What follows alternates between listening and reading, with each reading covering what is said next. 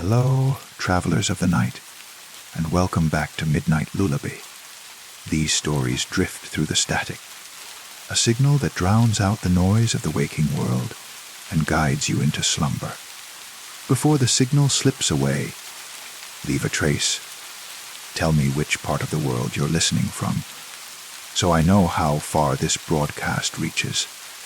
And if the whispers keep you company, a like and a subscribe help keep the transmission alive. Now, close your eyes, relax. The broadcast begins. The estate sale was winding down when I found the radio tucked away in a corner of the garage, half hidden behind boxes of Christmas decorations that hadn't seen daylight in decades. It was a beautiful piece, a 1940s Philco, with a rich walnut cabinet and chrome details that still gleamed despite the dust. The price tag read $15, which seemed too good to pass up for such a pristine example of vintage electronics. The woman running the sale, Mrs. Henderson's daughter, from what I gathered, seemed eager to part with it. It belonged to my mother, she explained as I carried it to her makeshift checkout table. She kept it in her bedroom for as long as I can remember. Always said it picked up stations better than any modern radio. She paused, studying the old Philco with an expression I couldn't quite read. She spent hours listening to it, especially near the end. Said it helped her feel less alone. I loaded the radio into my car carefully, already planning where I would display it in my apartment. I'd always been drawn to vintage electronics, fascinated by the idea of objects that had witnessed decades of history, that had been companions to people whose stories I could only imagine. This radio had clearly been well. Love the tuning dial was worn smooth, the volume knob polished to a soft shine by countless adjustments. At home, I placed it on the bookshelf in my living room and plugged it in, not really expecting it to work. The tubes would probably need replacing, and the capacitors had likely failed after all these years.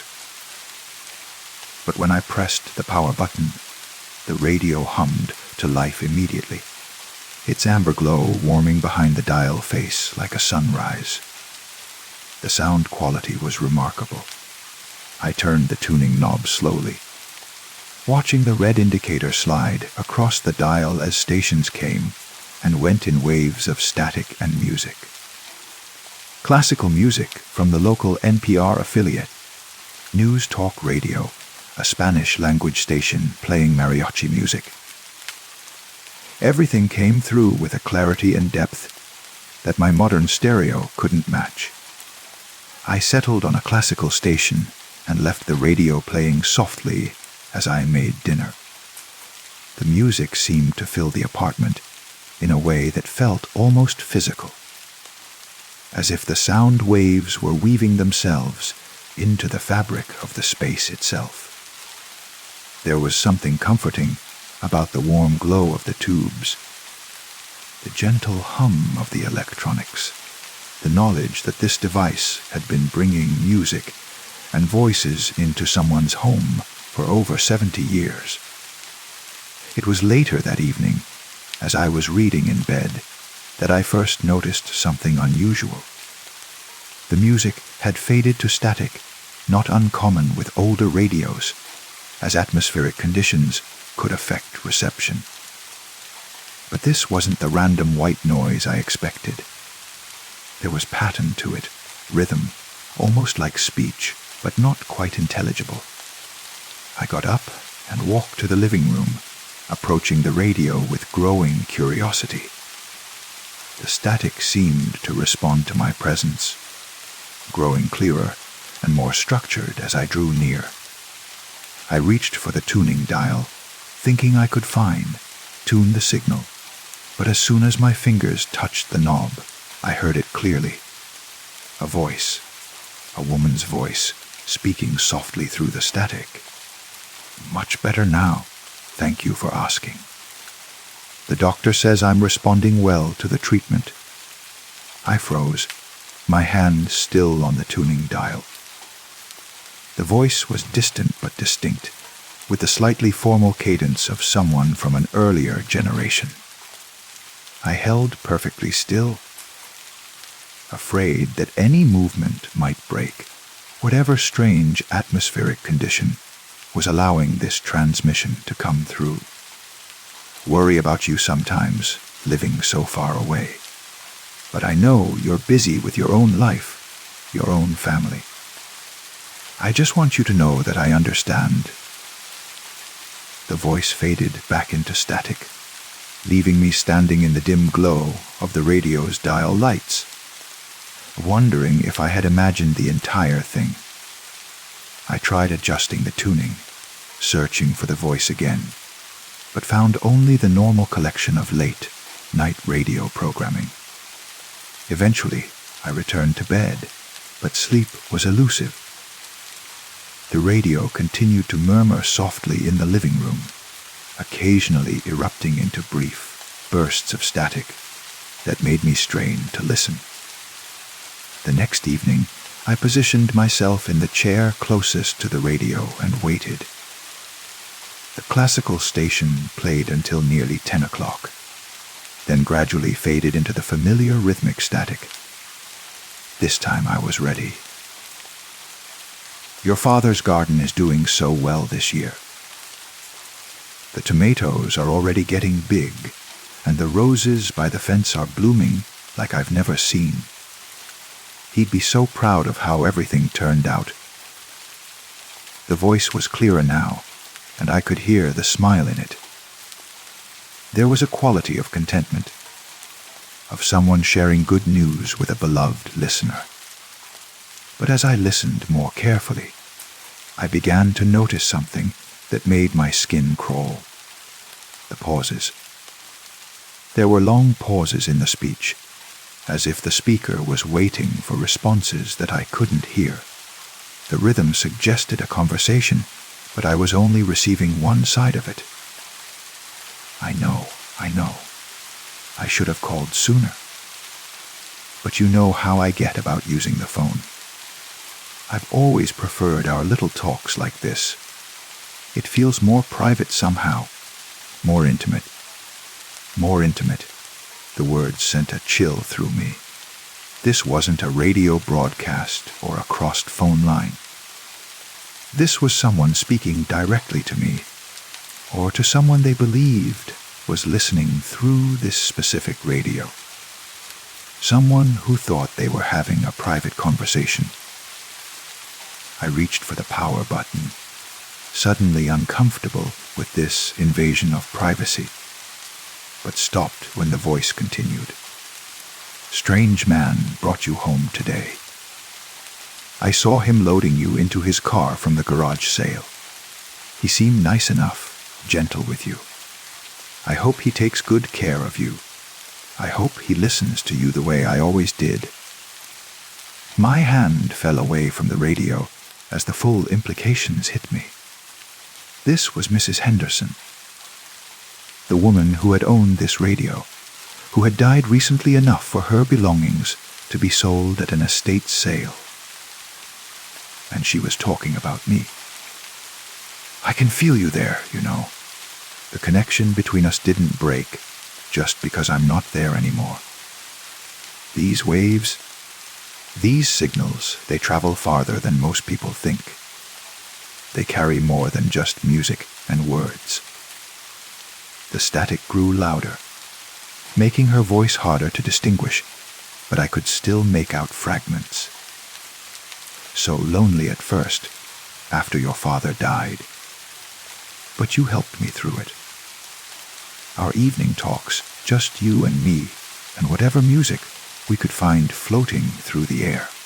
You never judged me for talking to myself. You always listened." I realized I was crying, though I couldn't say why. There was something so heartbreaking about the loneliness in her voice. the way she spoke to the radio, as if it were a beloved companion rather than an electronic device. I thought about all the hours she must have spent in her bedroom talking to this radio, filling the silence of an empty house with one-sided conversations that somehow felt like friendship. Want to tell you about the new person who has you now. I can see him sometimes when the signal is strong enough. He lives alone too, like I did. He understands about loneliness, about the need for company, even when there's no one there to provide it. She was talking about me as if she could see me, as if the radio served as some kind of window between her world and mine. I looked around my apartment, suddenly self-conscious. How much could she observe through this connection? What else did she know about my life, my habits, my own loneliness that I tried so hard to hide? Reading before bed, just like I used to. It's a good habit. Books are like friends too, in their own way. They fill the silence with other people's voices, other people's stories. But sometimes you need something more immediate, something that responds to your presence. As if to demonstrate her point, the radio's glow seemed to pulse slightly, synchronized with the rhythm of her speech. I leaned forward, drawn into this impossible conversation, despite my rational mind screaming that none of this could be real. No, you're wondering if this is actually happening. If I'm really speaking to you, or if you're just imagining things. Loneliness can play tricks on the mind, make us hear voices that aren't there, see connections that don't exist. But this is different. This is real. She paused, and in that silence, I could swear I heard her breathing, soft and steady, the sound of someone gathering their thoughts before continuing a difficult conversation. Want to tell you about the night I died. I wasn't alone. You know, you were there with me.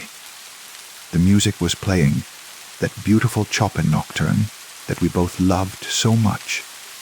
I could feel your presence in the room, warm and comforting, like a dear friend sitting beside my bed. The static shifted, taking on qualities that sounded almost like music, the ghost of a melody threaded through the electronic noise. I recognized it.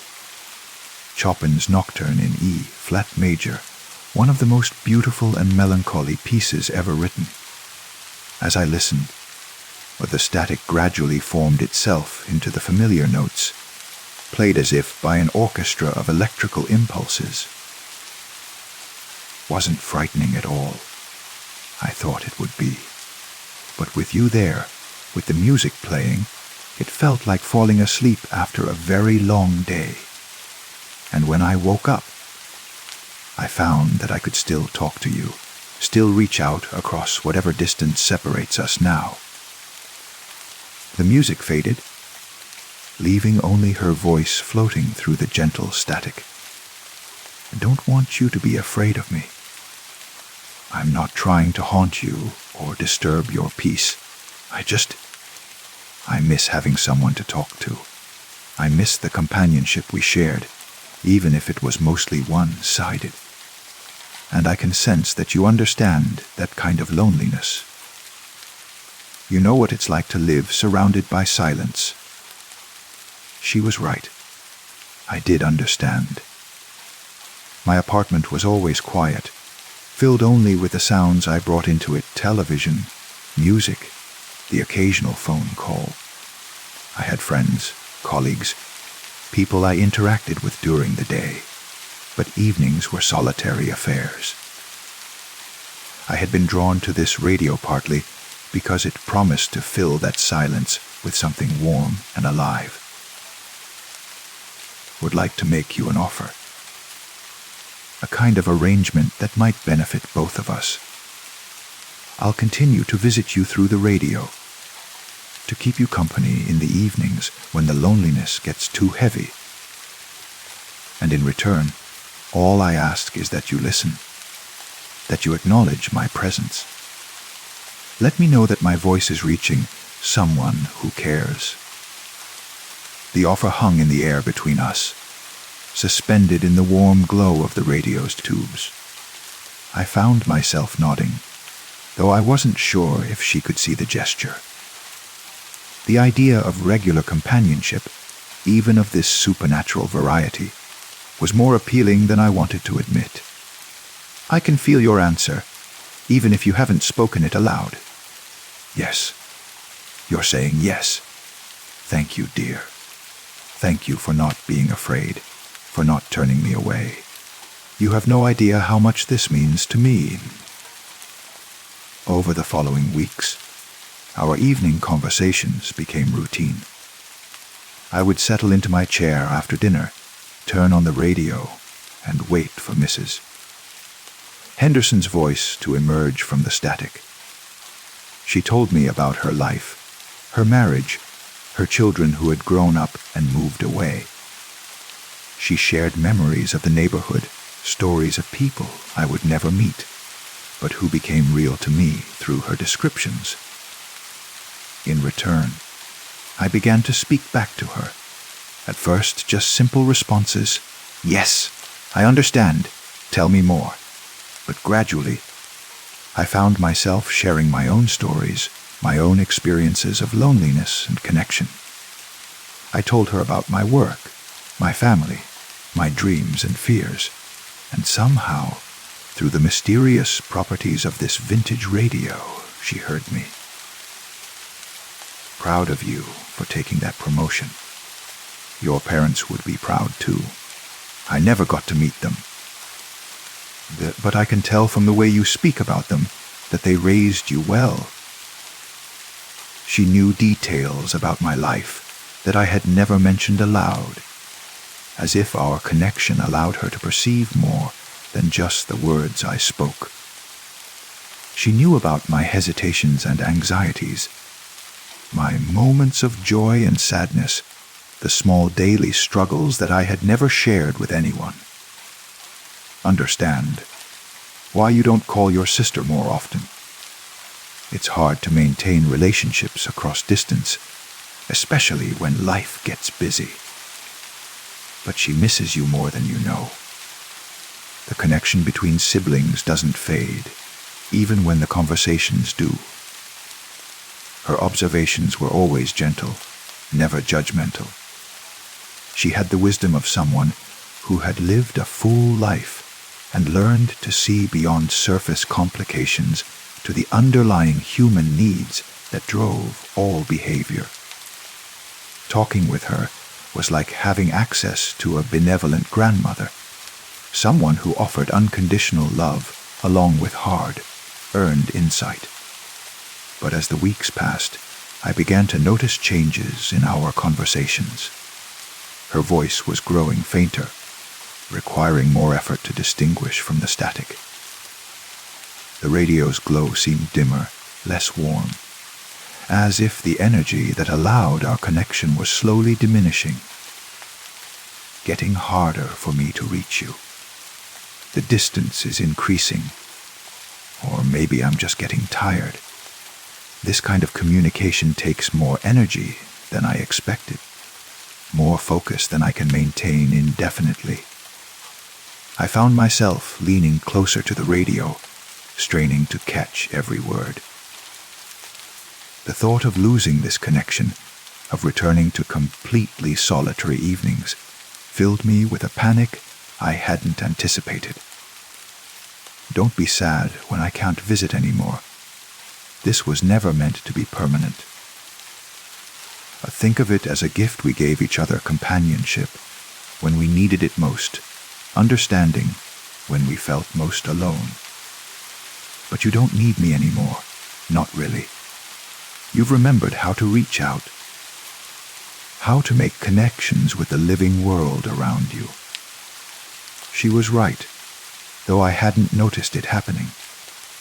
Over the weeks of our conversations, I had begun calling my sister more frequently, had started engaging more with my neighbors, had even accepted invitations to social gatherings I would have previously declined. The confidence that came from feeling heard and understood had somehow transferred to my other relationships. Greatest gift you can give someone is to truly listen to them. To hear not just their words, but their need to be acknowledged, to be known. You've given me that gift, and now you can give it to others. The living need it just as much as the dead do, sometimes more. Her voice was barely a whisper now, threaded through static that seemed to be growing stronger and more chaotic. I pressed my ear close to the speaker, desperate not to miss her final words. Thank you, dear one. Thank you for bringing me home, for listening to my stories, for letting an old woman feel less alone in whatever comes after life. The radio will always be special because of our time together, but don't let it become another form of isolation. Use it to remember that connection is possible, that loneliness is a choice we don't have to make. The static suddenly cut out, leaving behind perfect silence. The radio's tubes still glowed, but the familiar hum of electronics had stopped entirely. I sat in that silence for a long time, feeling the weight of loss, but also something else, gratitude, and a strange sense of completion. Mrs. Henderson never spoke to me again, but she had left behind something more valuable than her voice. She had reminded me that the deepest human need is simply to be heard, to have our existence acknowledged by another consciousness. Whether that consciousness belonged to the living or the dead seemed less important than the recognition itself. I kept the radio, of course. It works perfectly for receiving normal broadcasts, filling my apartment with music and news and the voices of the living world. But sometimes, in the evening when the light is dim and the apartment is quiet, I think I can still feel her presence in the warm glow of the tubes. Not speaking, not trying to communicate, but simply there, a reminder that loneliness is never permanent, that connection can emerge from the most unexpected places, and that sometimes the most profound conversations happen between strangers who never meet, but somehow find each other across the impossible distances that separate us all. The radio continues to pick up stations better than any modern device, just as her daughter had promised. But more than that, it picks up something else, the echo of every voice that has ever needed to be heard. The frequency of human longing that travels through the air around us constantly, waiting for someone to tune in and listen. And now I know how to listen, how to hear the calls for connection that exist in every conversation, every interaction, every moment when one person reaches out hoping to find another. Mrs. Henderson taught me that, in the end, we are all broadcasting into the static, hoping someone will adjust their dial and hear us clearly. And the most beautiful thing we can do for each other is to listen carefully, to tune in with intention, and to respond with the simple acknowledgement that yes, we hear you. You are not alone. Your voice matters in this vast and often silent world. Story 2. The first thing I noticed when I moved into the apartment was how the hardwood floors seemed to breathe. Not literally. Of course, that would be absurd. But in the early morning light, when the sun slanted through the tall windows, the grain in the wood seemed to pulse, to shift like ribs expanding and contracting with each breath I took. The apartment was perfect, really. High ceilings, crown molding, those beautiful bay windows that caught the afternoon light. The rent was reasonable, surprisingly so for this neighborhood. The landlord, Mrs. Chen, had keys that jangled like wind chimes when she walked, and she'd smiled when she handed me the lease. "You'll be comfortable here," she'd said, though something in her voice suggested she wasn't entirely convinced. It was the footprints that changed everything. I first saw them on a Tuesday morning, 3 weeks after I'd moved in. I'd gotten up early to make coffee, padding barefoot from my bedroom to the kitchen when I noticed them in the hallway. Wet footprints, leading from somewhere deeper in the apartment toward my bedroom door. They were larger than mine, broader, with a peculiar pattern in the sole, a series of concentric circles that left perfect impressions on the dark wood. The strange thing was, I could hear them still drying. That soft, almost imperceptible sound of water evaporating, like whispered secrets being absorbed into the grain of the floor. I knelt down and touched one with my fingertip. Cold. Fresh. The water hadn't been there when I'd walked to the kitchen moments before. I followed them backward, these phantom steps, counting each impression. 12, 13, 14. They led to the bathroom, where the shower was bone dry, the towels hanging exactly as I'd left them the night before. The window was closed, locked from the inside. No one could have entered. No one should have been able to enter. But the footprints were real. I could feel their dampness seeping through the thin soles of my slippers. That night, I lay in bed listening. The apartment had its own symphony of sounds. The radiator's metallic groans, the settling of old wood, the distant hum of traffic 13 floors below. But underneath it all, I swore I could hear something else. A rhythmic sound, like water dripping, not from the faucets. I checked those twice. This was something deeper, more resonant, as if the building itself was weeping. I must have dozed, because I woke to the sound of movement in the hallway. Soft, deliberate steps. The kind of steps someone makes when they're trying not to be heard. My heart hammered against my ribs as I listened, counting the intervals between each footfall. Step, pause, step, pause. Getting closer. The steps stopped outside my bedroom door. I held my breath, listening to the silence that followed. It was the kind of silence that feels full, pregnant with possibility. The kind that makes you realize how many sounds you normally ignore. The whisper of air through the heating vents. The subtle creaking of the door frame. The almost musical quality of your own pulse in your ears. Minutes passed. Hours, maybe. When I finally worked up the courage to open the door, the hallway was empty. But there, illuminated by the pale light filtering through the living room window, were fresh footprints leading from my door back toward the bathroom. Still damp, still drying with that soft, secretive sound. This became my routine. Each morning I would find the prints. Each night I would hear the walking.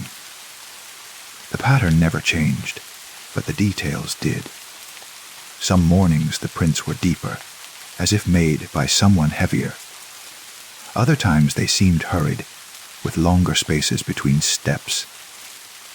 Once I found them leading not just to the bathroom, but continuing in a circle around the living room, ending at the large window that looked out over the city.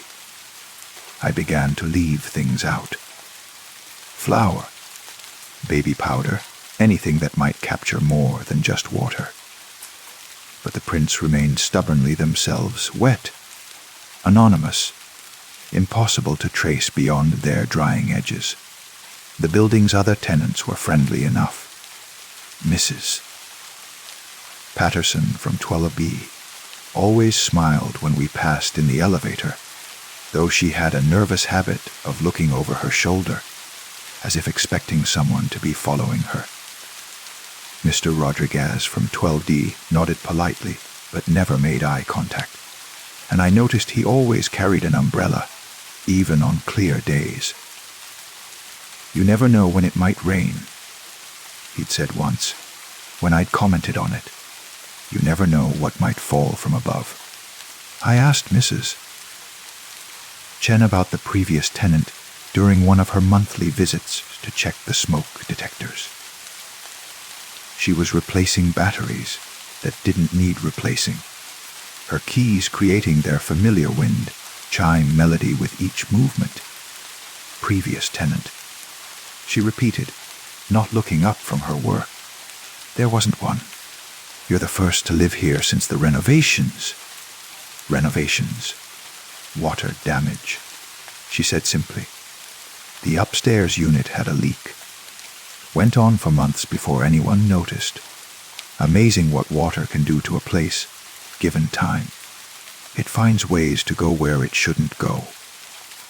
That night, I lay in bed thinking about water, how it moves through spaces, following gravity and finding the path of least resistance, how it can wear away stone, given time, how it leaves traces of where it's been, long after it's gone.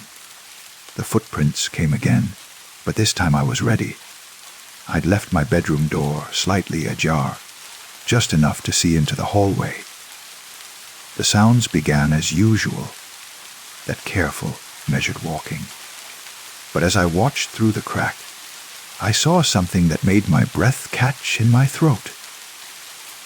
There was no one there. The footprints were forming by themselves, each impression appearing in sequence, water seeming to materialize from the air itself.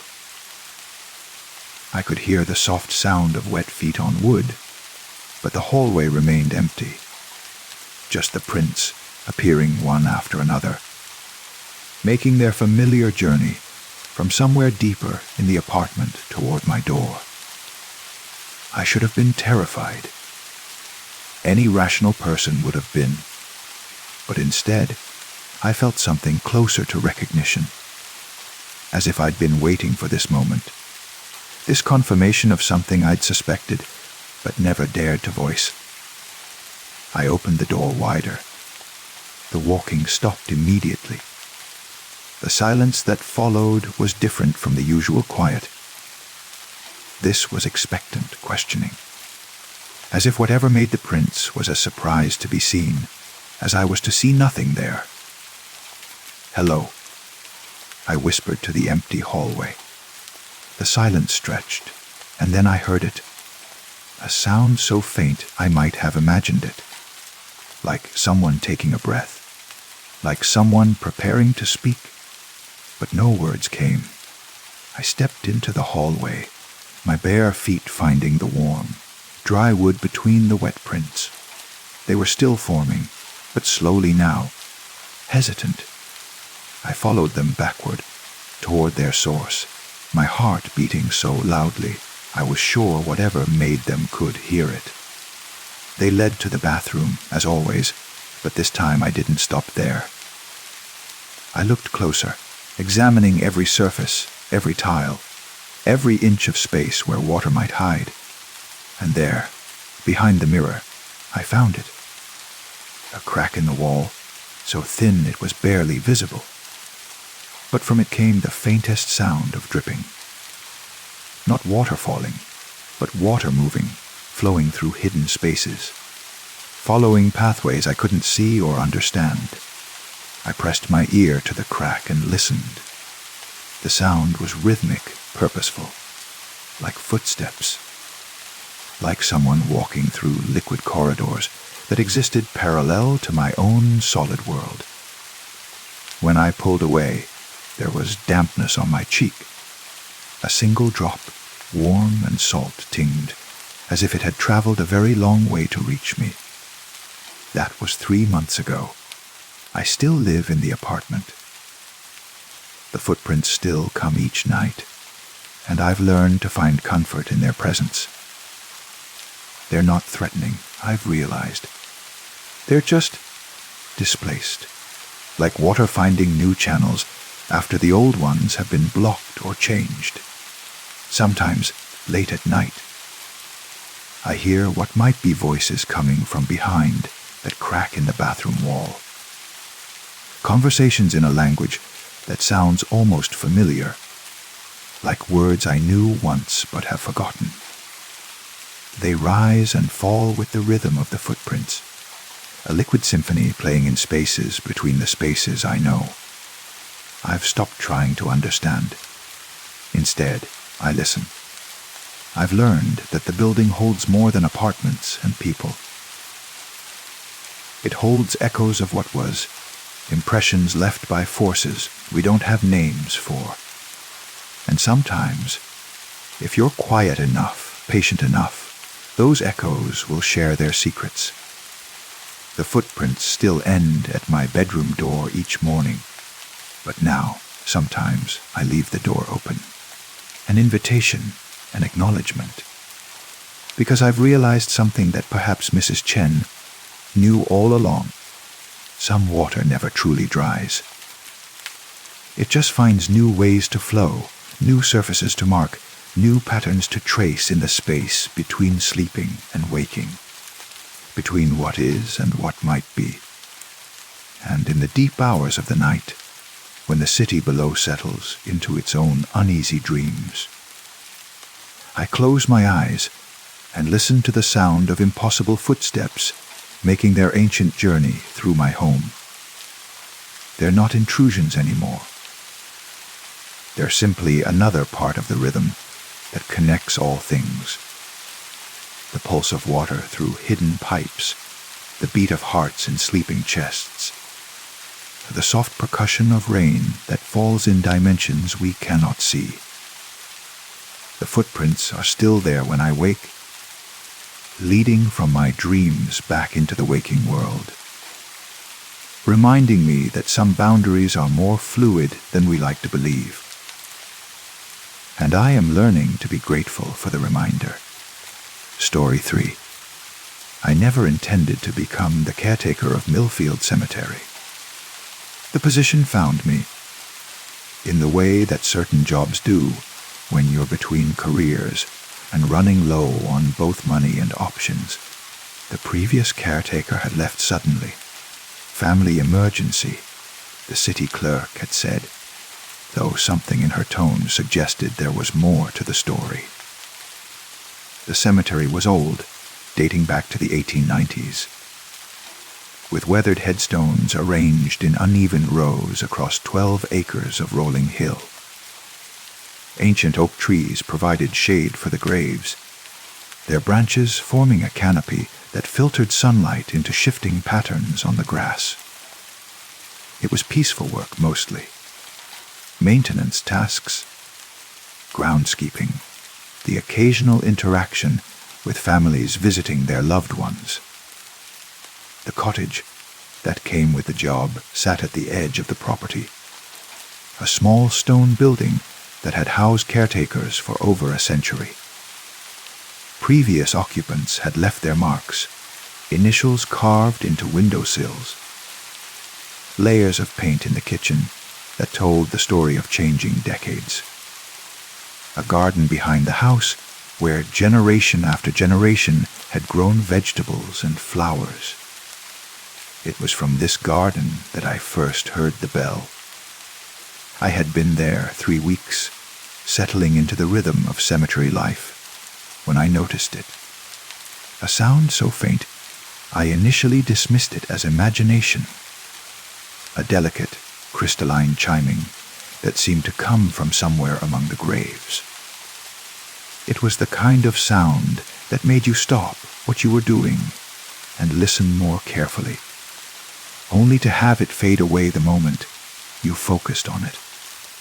The first few times, I convinced myself it was wind chimes from a neighboring house, or perhaps the church bell from St. Mary's across town, carried on an unusual breeze. But as days passed, I began to notice patterns. The sound came always in the early evening, just as the sun began to set.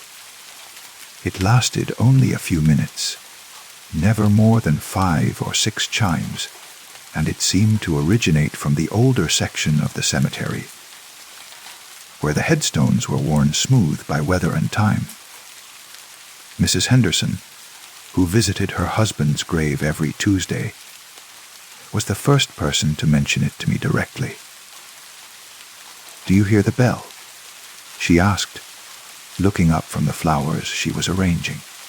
Her voice carried the careful tone of someone testing whether another person shared her experience or would think her foolish. "Yes," I said simply, and watched relief flood her features. "My Harold always said he'd find a way to let me know he was all right," she said. "I've been hearing it for months now, always when I'm here visiting. The other caretaker, Mr. Jameson, he said he heard it too, but it made him nervous. That's why he left, I think." That evening, I walked through the cemetery with new attention, listening for the sound. The grounds were beautiful at dusk, with long shadows stretching across the grass, and the old stones catching the last light. I had learned to love this time of day, when the living world grew quiet, and something deeper seemed to emerge from the silence. The chiming began as I approached Section C, where the graves dated from the early 1900s. It was clearer now that I was listening for it. A pure, bell-like sound that seemed to resonate, not just in the air, but in my chest, as if my body were a tuning fork responding to its frequency. I followed the sound, walking slowly between the headstones, trying to pinpoint its source. The chiming continued, neither growing louder as I approached nor fading as I moved away. It seemed to exist at a consistent volume, as if it were coming from everywhere and nowhere at once. Then I saw it, in the corner of Section C. Beneath a massive oak whose roots had begun to disturb the surrounding graves, stood a headstone different from the others. Where most were carved from marble or granite, this one appeared to be made from a darker stone. Slate, perhaps, or some material I couldn't identify. The inscription was worn but still legible. Margaret Rose Whitmore, 1875-1899, beloved daughter, forever listening.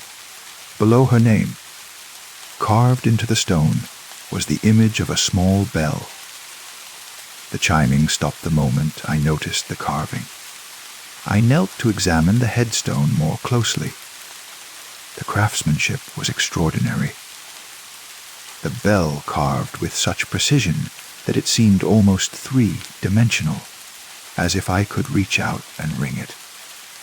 But it was the inscription that held my attention, forever listening.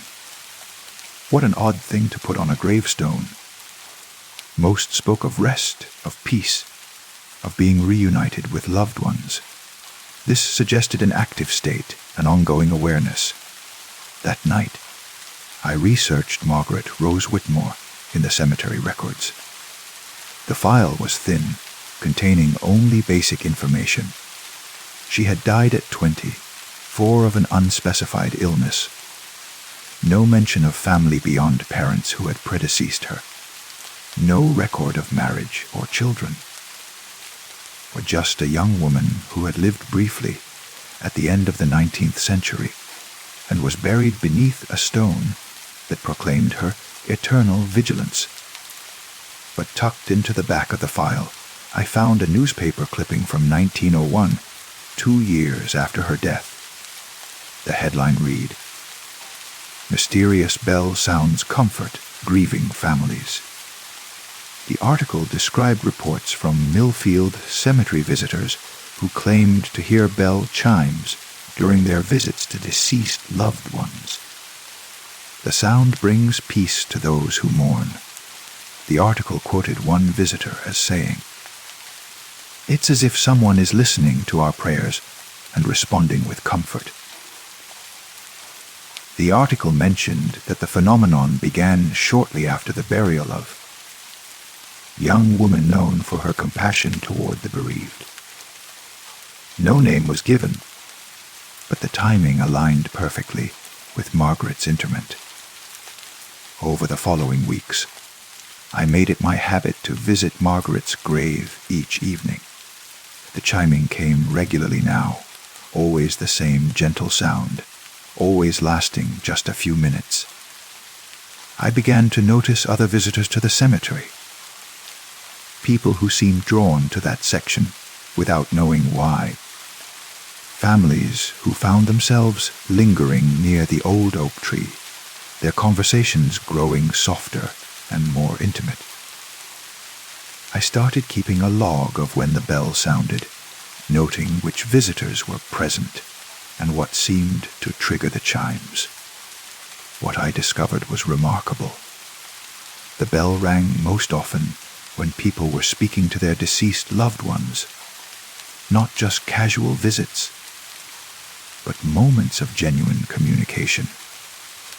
When Mrs. Henderson told her herald about their grandchildren's accomplishments, when young Marcus Thompson sat by his mother's grave and cried about failing his algebra test, when elderly Mr. Park brought his wife's favorite book and read to her headstone in his halting English, the bell seemed to respond to grief, to love, to the human need to maintain connection across the boundary of death. But it was during my 6th week as caretaker that I experienced the bell's true purpose. I had been having a difficult day. News from home about my father's worsening health, financial worries about medical bills, the kind of accumulating stress that makes everything feel insurmountable. I found myself walking through the cemetery after dark, something I rarely did, drawn by an impulse I didn't fully understand. I ended up at Margaret's grave, standing in the shadow of the great oak, feeling more alone than I had in years. Without really planning to, I began to speak aloud. "I don't know what I'm supposed to do," I said to the carved bell on the headstone. "I want to help my father, but I can't afford to quit this job. I want to be there for my family, but I'm here, talking to a stone in a cemetery, because I don't know where else to turn." The chiming began immediately, but this time it was different. Instead of the usual distant, ethereal sound, the bell seemed to ring from within my own chest, as if my heart had become a bell tower. The sound filled me with a warmth that started at my core and spread outward, carrying with it a sense of being heard, of being understood, of not being alone. As the chimes continued, I felt something I can only describe as presence. Not a person, exactly, but an awareness, an attention focused on my words with complete acceptance and compassion. It was like being listened to by someone who had infinite time, infinite patience, infinite capacity for understanding human pain. When the chiming finally stopped, I felt different, not cured of my worries, but somehow equipped to carry them, as if the act of being truly heard had strengthened something essential inside me. I began to understand Margaret's role in the cemetery. She was the eternal listener, the one who held space for the grief and love of the living. The bell was her voice, her way of responding to the human need to be witnessed in our sorrow and our devotion. Word spread quietly among the cemetery's regular visitors, not through any effort on my part. I was too awed by what I had experienced to speak of it casually. But people began to seek out that corner of Section C, drawn by an instinct they couldn't name. They would sit by Margaret's grave and speak to their departed loved ones, and the bell would ring in response, offering comfort through its simple acknowledgement of their words. I watched families find peace they hadn't known they were seeking. I saw grief transform from a burden into a conversation, with the bell serving as a bridge between the living and the dead. The sound never promised answers, never suggested that death was not final. Instead, it offered something more profound, the assurance that love persists, that our words to the departed are not spoken into emptiness, that someone or something continues to listen. The city clerk mentioned the increased visitor satisfaction scores for Millfield Cemetery. Wondering aloud what I was doing differently from my predecessor, I smiled and said something about maintaining the grounds with more attention to the individual graves. It wasn't untrue, exactly. I had begun treating Margaret's headstone with special care, keeping the carved bell free of moss and debris, ensuring that the inscription remained clearly visible. But the real change was in my understanding of the cemetery's purpose. It wasn't just a place where the dead were kept separate from the living. It was a space where love continued its work, where the bonds between people proved stronger than the physical boundary of death. And Margaret, through her bell, served as proof that some forms of caring transcend mortality.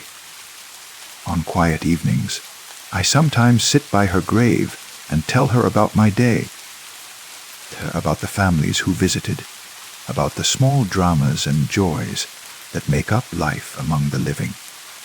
The bell doesn't always ring in response to my casual conversation, but when I speak of the deeper things, my fears, my hopes, my gratitude for this unexpected calling, it chimes with that same warmth, that same sense of infinite listening.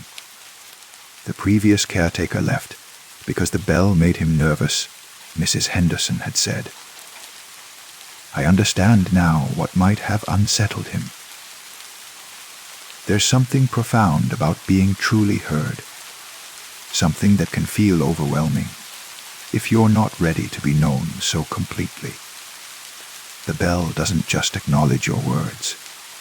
It acknowledges you in all your complexity and contradiction. But I have found peace in that acknowledgement. In a world that often feels too busy for deep listening, too distracted for genuine attention, Margaret's bell offers something increasingly rare. The experience of being heard without judgment, without agenda, without limit. The bell still rings each evening, still responds to the grief and love of cemetery visitors, still bridges the space between speaking and silence. And I have learned that some conversations continue long after we think they've ended, carried forward by those who have made listening their eternal gift.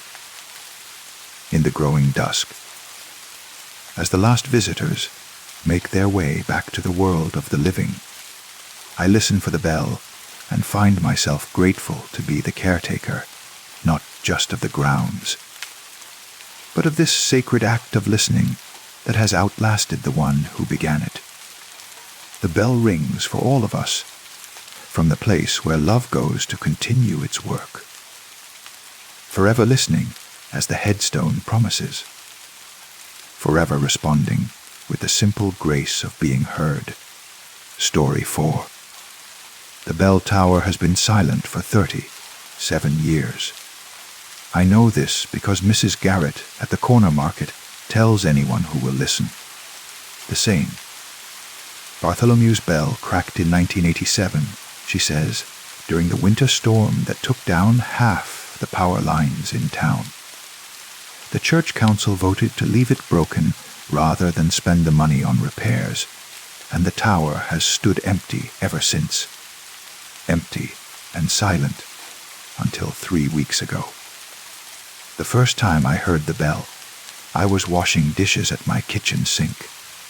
The window above the faucet faces east, toward the old church, and I've grown accustomed to the view of its Gothic spire cutting into the evening sky. The building itself is beautiful in the way that abandoned things often are. Weathered stone, overgrown ivy, windows dark as closed eyes. The sound came at 11:47 p.m., a single, resonant dong that vibrated through the autumn air and settled in my chest like a second heartbeat. I turned off the water and listened, hands dripping soap onto the kitchen floor. One bell toll, clear and deep and impossibly full for a bell that was supposed to be cracked. Then silence. I stood there for 10 minutes, waiting for another toll. But the night remained quiet, except for the usual sounds. Wind through the trees, the distant hum of traffic on the highway, the settling groans of my old house adjusting to the cooling air. Probably just the wind, I told myself, returning to the dishes. Old metal responding to temperature changes. But metal doesn't ring with such perfect pitch. And wind doesn't create sound that carries such weight, such intention. The next night the bell rang again. Same time, 11:47 p.m. exactly. Same single toll, hanging in the air like a question mark before dissolving into silence. This time I was ready for it, standing at my kitchen window with a cup of tea, watching the dark tower against the star-scattered sky. I saw no movement, no swing of the bell inside the tower, no figure climbing the exterior stairs or moving through the shadows. Just the sound, emerging from the darkness as if the night itself had found its voice. On the third night, I decided to investigate. I walked the 6 blocks to St. Bartholomew's just before 11:30, my footsteps echoing off the empty sidewalks. The church sat in its usual solitude, surrounded by the wrought, iron fence that had been installed after vandalism became a problem in the late 90s. The gate was padlocked, the chains rusty with age and weather, but I had come prepared. The fence was old, and I had noticed during my daylight reconnaissance that several of the iron bars had worked loose from their moorings. It took only a few minutes to create an opening large enough to slip through. The churchyard was thick with untended grass and volunteer saplings that had grown tall enough to brush against the stone walls. I made my way carefully through the darkness, guided by the faint illumination of distant streetlights and the pale stone of the church itself. The main doors were secured with heavy chains, but the smaller side entrance, the one that led directly to the tower stairs, was protected only by a wooden door that had warped with age and weather. The lock was more symbolic than functional. I pressed my shoulder against the door and pushed. The wood groaned in protest, then gave way with a soft crack of separating fibers. Inside, the tower was hollow and dark, filled with the musty scent of decades, old dust, and the lingering sweetness of decay. My flashlight beam revealed stone walls that wept with moisture, wooden stairs that sagged under their own weight, and far above, just visible through the circular opening, the dark silhouette of the bell itself. I climbed carefully, testing each step before trusting it with my full weight. The stairs spiraled upward in a tight helix, and with each turn, the air grew thinner, colder, more charged with something I couldn't name. At 11:47 p.m., I was halfway to the top when the bell rang. The sound came from directly above me, a deep bronze voice that filled the tower and pressed against my eardrums like physical weight. I felt it in my bones, in the metal fillings in my teeth, in the hollow spaces behind my ribs. The vibration was so intense that dust rained from the ceiling, and the stairs beneath my feet shuddered. But when I looked up, the bell wasn't moving. I could see it clearly now. A massive bronze dome, green with age, suspended from iron beams that looked solid enough to hold twice its weight. The bell hung perfectly still, as motionless as if it had been carved from stone. Yet the sound had definitely come from above me, from the bell chamber itself. I climbed the remaining stairs in a daze, my flashlight beam dancing across the stone walls, my heart hammering a rhythm that seemed to echo the bell's resonance. When I finally reached the top, I found myself in a circular room, perhaps 15 feet across, with arched openings on all four sides that looked out over the sleeping town. The bell dominated the space. Up close, I could see the crack Mrs. Garrett had mentioned. A jagged split that ran nearly a quarter of the way around the bronze surface, like a scar that had never properly healed. The clapper hung motionless inside, a dark iron tongue that couldn't possibly have struck the bell without my seeing it. Yet the sound had come from here. I was certain of it. I walked around the bell slowly, examining it from every angle. The bronze was cold under my touch, slick with condensation and something else. Something that felt almost organic, like the surface of living skin. My fingers came away damp and slightly sticky. The clock on my phone read 11:48 p.m. I descended the stairs more quickly than I had climbed them, suddenly eager to be out of the tower, away from the weight of that silent bell and the implications of its impossible song. But even after I had slipped back through the fence and walked home through the empty streets, I could still feel the vibration in my chest. That night, I dreamed of bronze and shadows, of sounds that came from nowhere and voices that spoke in frequencies only bones could hear. The next evening, I returned to my kitchen window at 11:45 p.m., teacup in hand, eyes fixed on the dark tower. At 11:47, the bell rang again. But this time, I was listening with different ears. Under the main tone, beneath the deep bronze voice that carried across the sleeping town, I heard something else. Harmony. Not one bell, but many.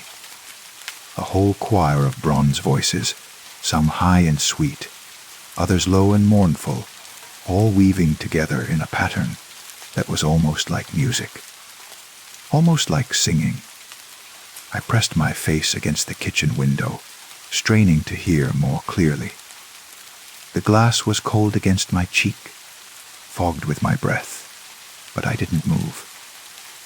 The sound was too beautiful, too complex, too impossibly rich to interrupt with motion. The harmony lasted for exactly 60 seconds. Then, like a radio being switched off, it faded into silence. Over the following weeks, I became obsessed with the bell's song. Every night at 11:47, I positioned myself at my window, or in the churchyard itself, listening to the impossible music that emerged from the broken bell.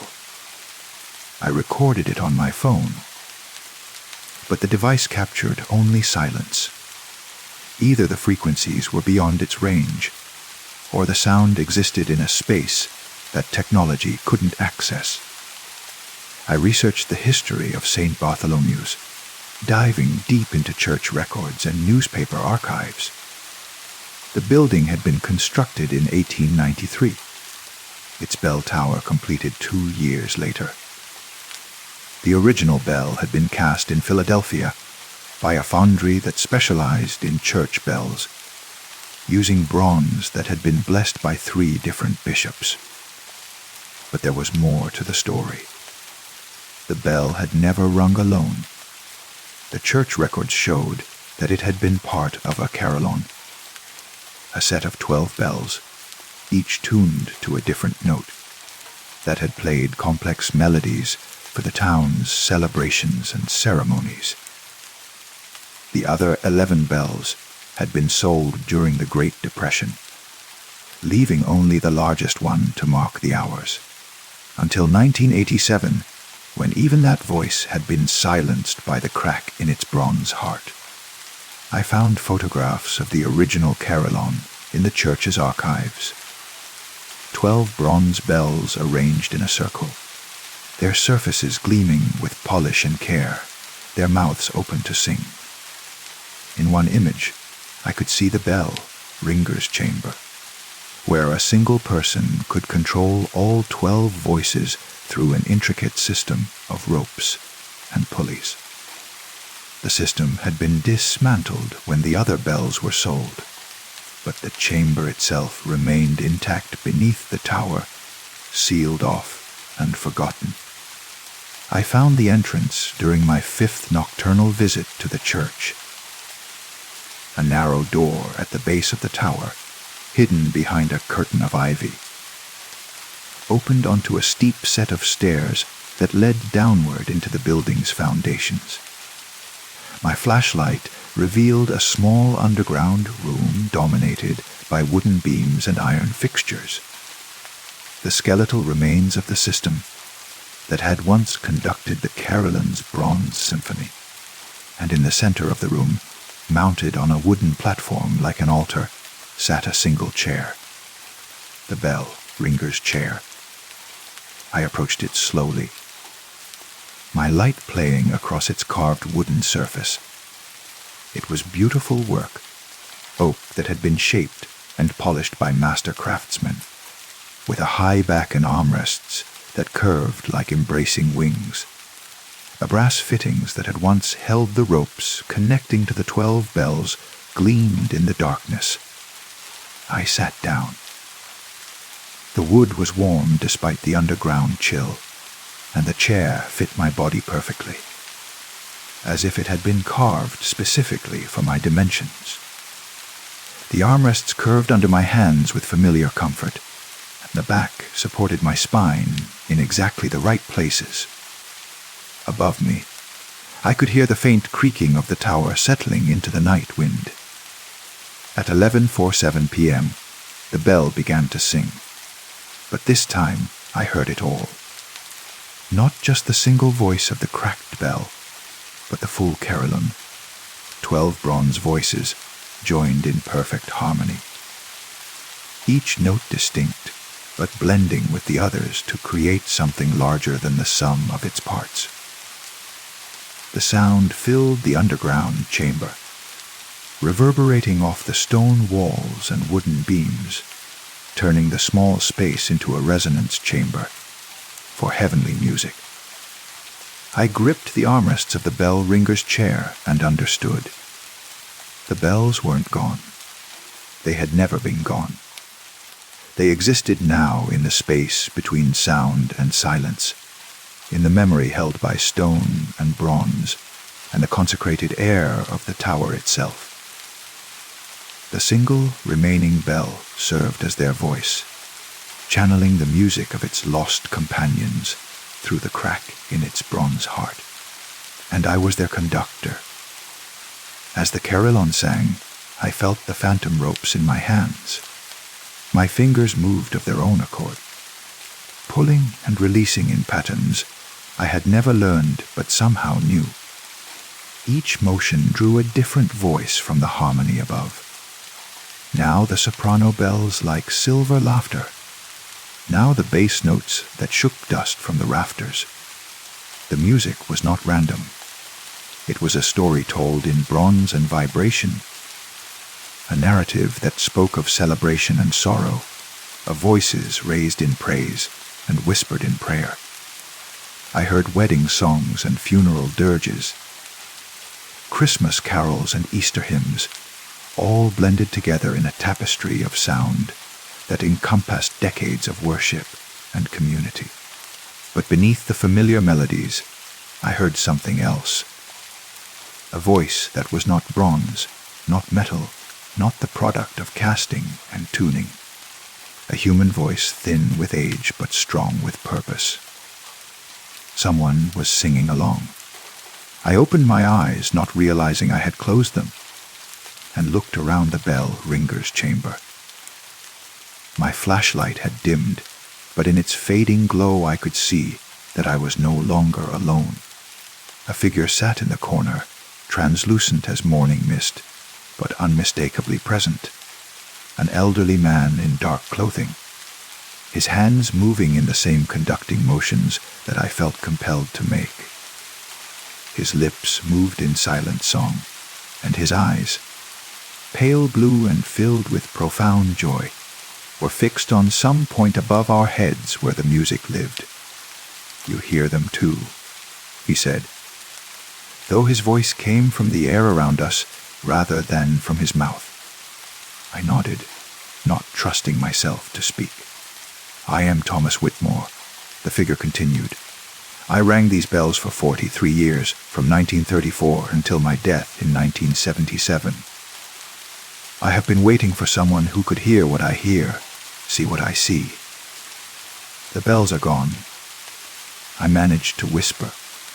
"The bronze is gone," he corrected. "The bells remain. They live in the spaces between the notes, in the echoes that never fade, in the hearts of everyone who ever heard them sing. You cannot destroy music by melting down the instruments." The carillon's song reached a crescendo, and I felt tears streaming down my face, though I couldn't remember starting to cry. The beauty was overwhelming, not just the music itself, but the knowledge that it had never truly ended. That somewhere in the quantum spaces, between sound and silence, the 12 voices continued their eternal celebration. "Why me?" I asked. Thomas smiled, and for a moment his form became more solid, more present. "Because you were listening. Because you came looking for the source of beauty instead of trying to explain it away. Because you sat in the bell ringer's chair and opened yourself to possibility." The music began to fade, each voice dropping out in the same order they had joined, until only the single bronze voice remained. Then even that grew quiet, leaving us in the profound silence of the underground chamber. "Will you come back?" Thomas asked. "Every night," I promised. He nodded and began to fade, becoming more translucent until he was just a suggestion of presence, a warmth in the cool air. "The bells need a bell ringer," he whispered, "and the bell ringer needs the bells."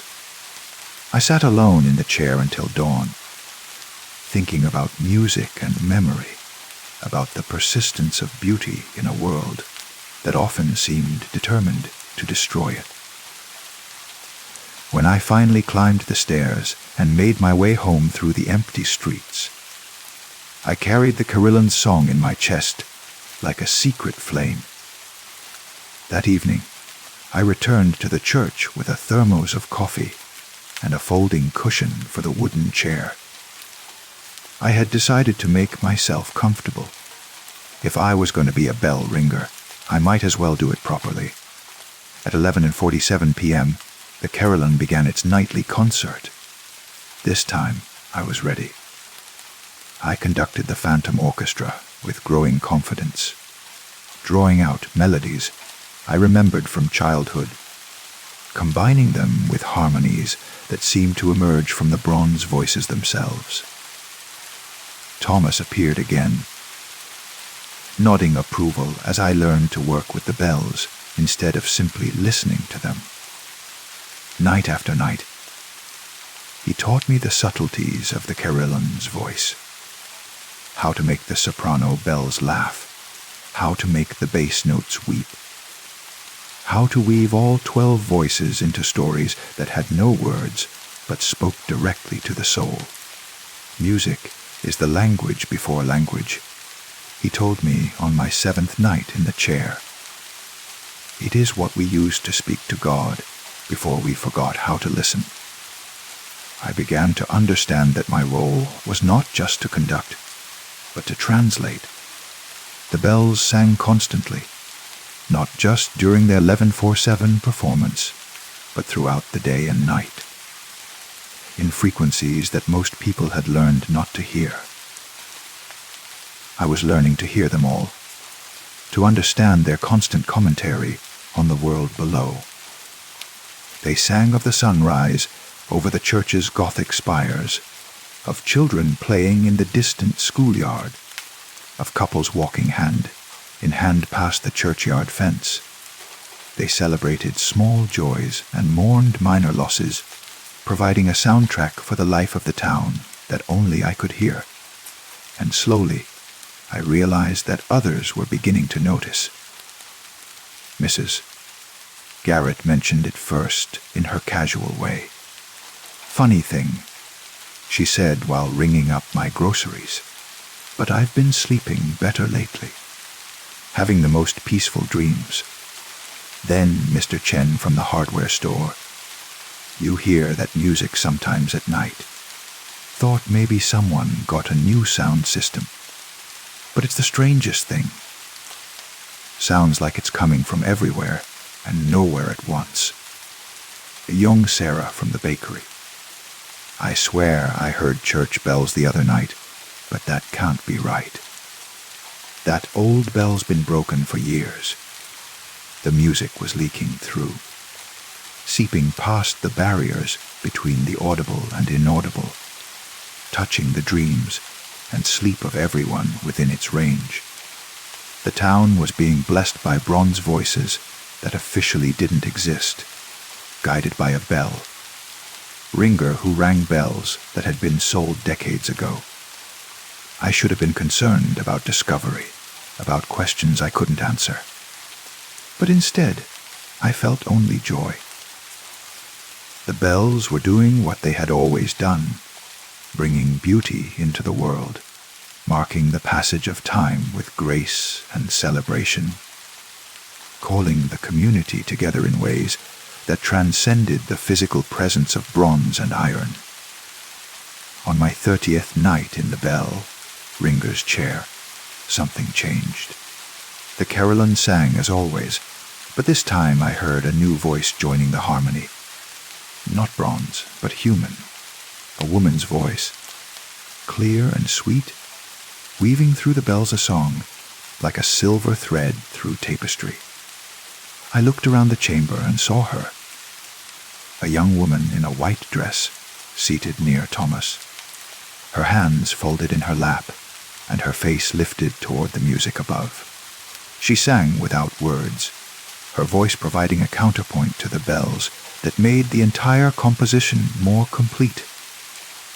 "Margaret," Thomas said, smiling at her with profound tenderness. "My daughter." She sang in the choir here for 28 years. More figures began to appear in the following nights.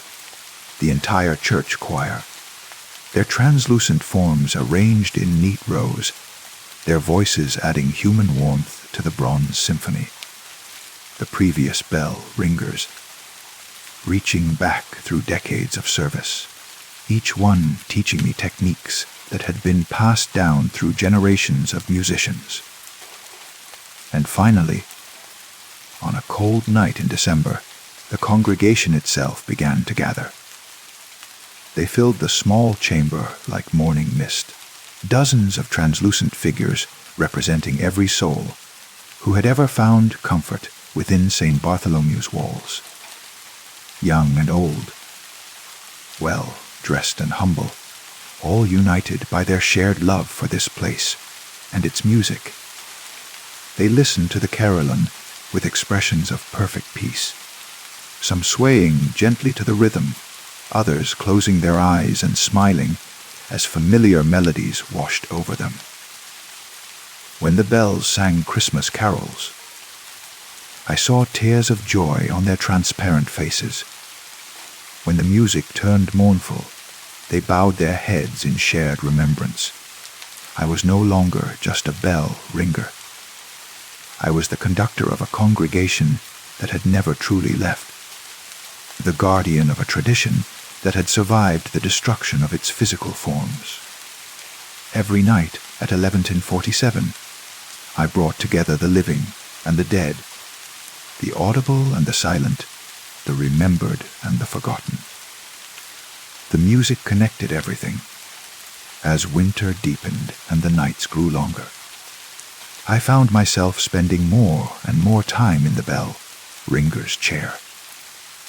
Not just during the evening concerts, but throughout the day, listening to the bells' constant commentary, conducting their whispered responses to the world above. I began to see the town differently, through the bells' bronze wisdom. I understood the connections between all things, how the laughter of children in the playground harmonized with the tears of widows in empty houses, how the busy rush of morning commuters found rhythm with the peaceful prayers of evening worshippers. The bells taught me that nothing truly ends. Music continues in the spaces between notes. Love persists in the pauses between heartbeats. Beauty endures in the silence between words. And on the night when I realized that my own form was becoming translucent, when I looked down to see lamplight passing through my hands like water through glass, I felt only gratitude. I had found my place in the eternal symphony. Thomas nodded welcome as I took my permanent seat in the bell ringer's chair, my fingers finally grasping the phantom ropes that had always been there waiting. Margaret smiled as my voice joined the choir's harmony, adding one more note to the song that never ends.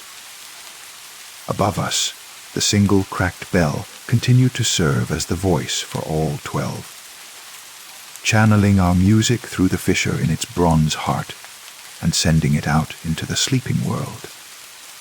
Below us, a new figure climbed the stairs to the tower, someone drawn by beauty they couldn't explain, someone ready to listen with ears that could hear beyond the audible. The bells sang on, as they always had, as they always would, and somewhere in the town, a child woke from peaceful dreams, smiled at the sound of distant music, and fell back to sleep wondering where such beautiful melodies could possibly come from in a place where the church bells had been silent for 37 years.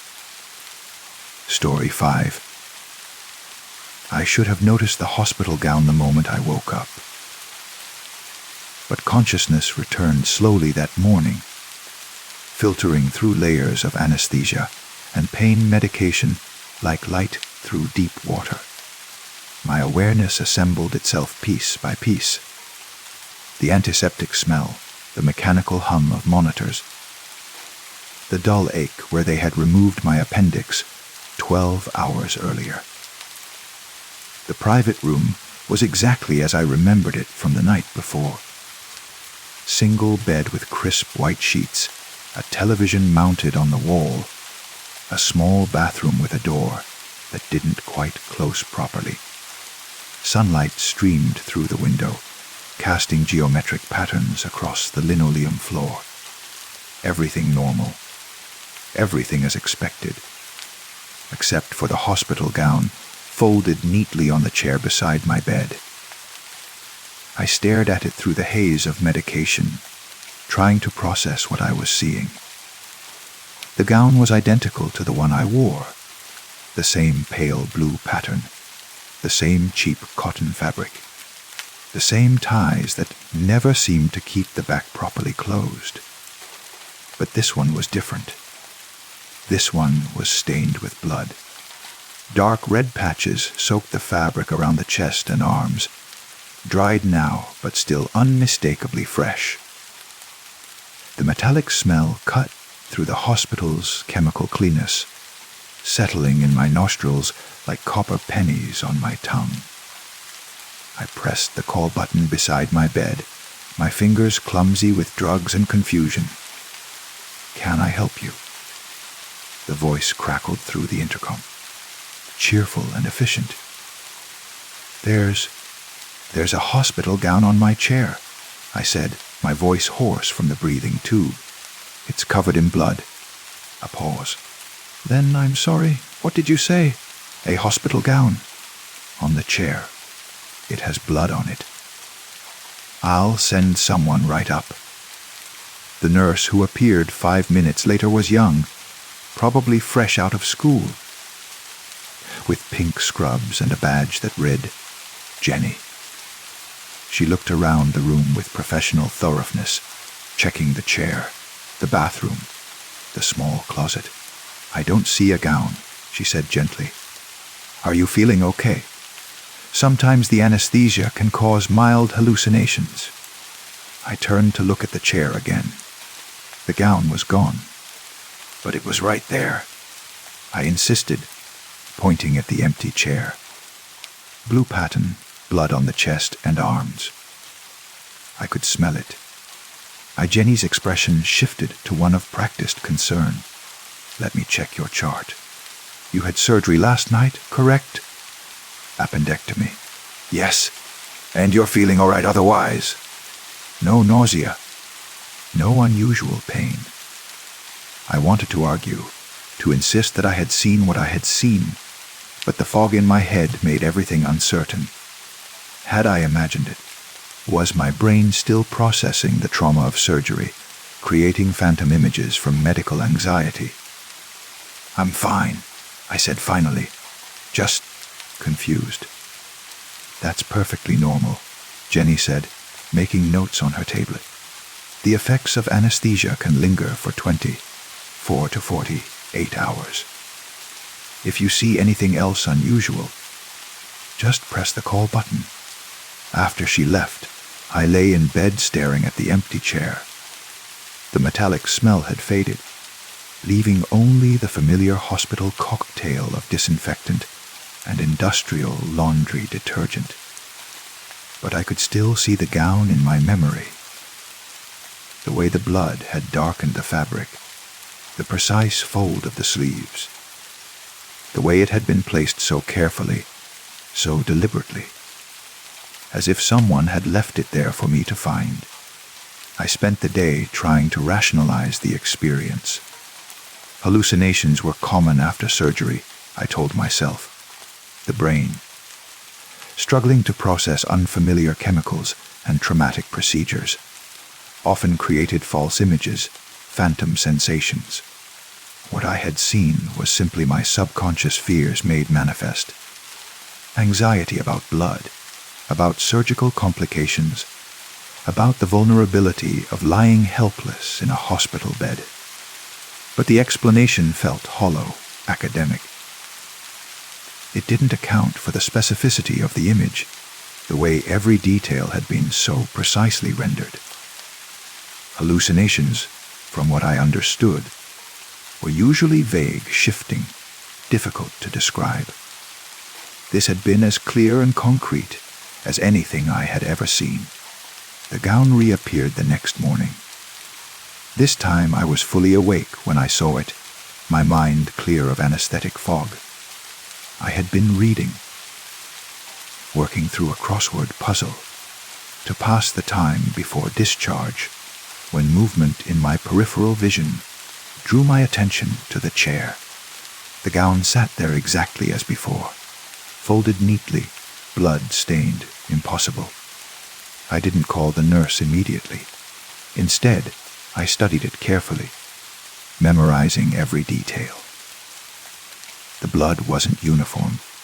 It appeared to have soaked through the fabric from inside, suggesting wounds or incisions beneath. The pattern was consistent with surgical bleeding, the kind that might occur if someone had torn their stitches or suffered complications during recovery. The smell was stronger this time, not just metallic, but organic. The deep, rich scent of blood that has been exposed to air, beginning the slow process of decay. I slipped out of bed carefully, mindful of my own surgical sight, and approached the chair. The gown looked completely real, completely solid. I reached out to touch it. My fingers passed through empty air. I jerked my hand back, heart hammering. The gown remained visible, its bloodstains dark and wet-looking, but when I tried to touch it, there was nothing there. No fabric, no moisture, no resistance. Just the visual image of something that shouldn't exist. A knock at the door interrupted my examination. Dr. Richardson, the surgeon who had performed my appendectomy, entered with his usual brisk professionalism. "How are we feeling today?" he asked, consulting his tablet.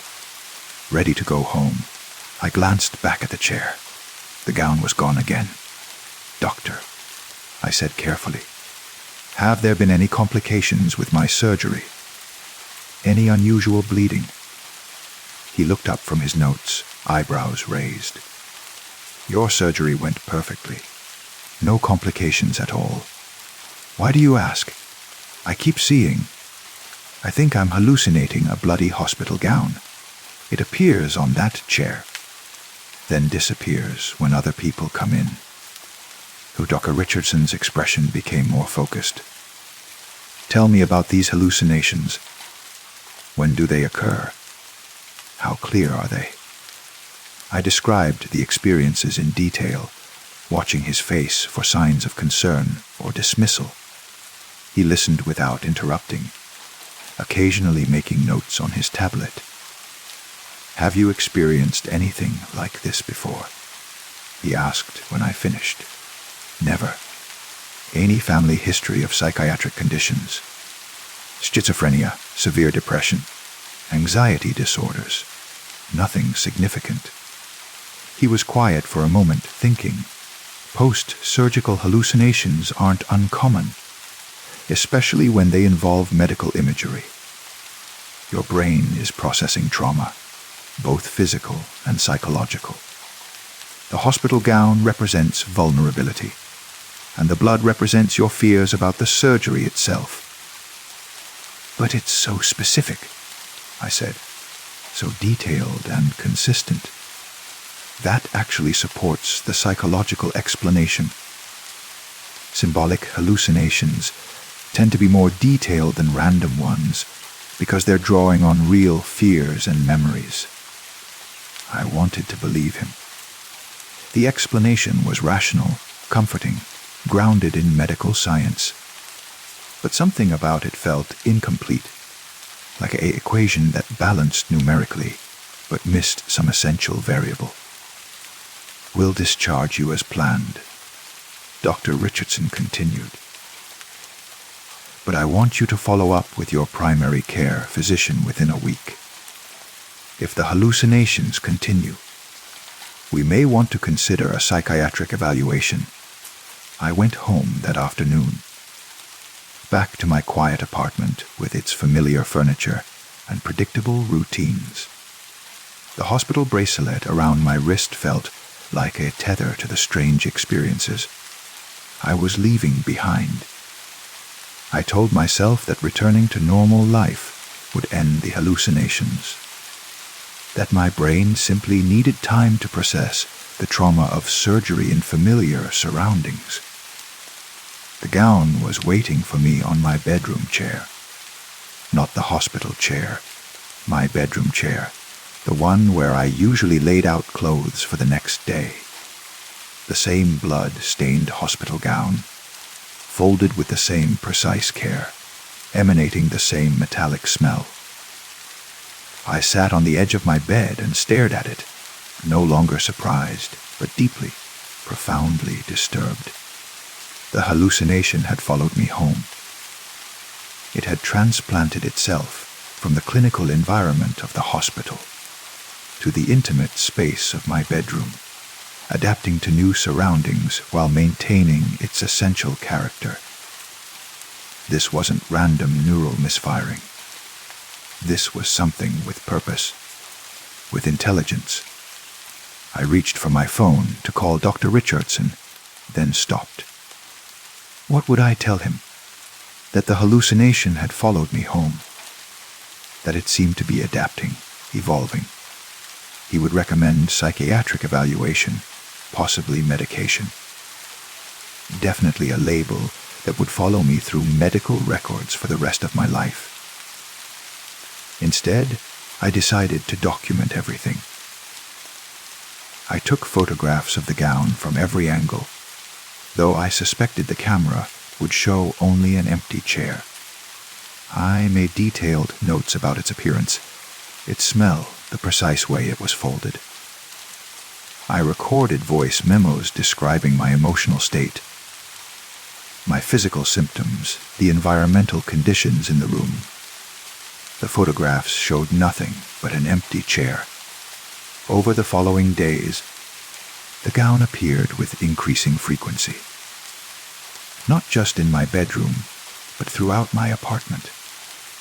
On the kitchen counter while I made coffee. On the bathroom floor while I showered. On the couch while I watched television. Always the same gown. Always blood-stained.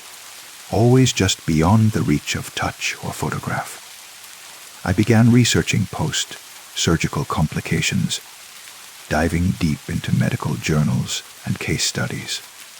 I found references to phantom limb syndrome, to surgical trauma manifesting as persistent hallucinations, to cases where patients experienced vivid visual disturbances for months after procedures.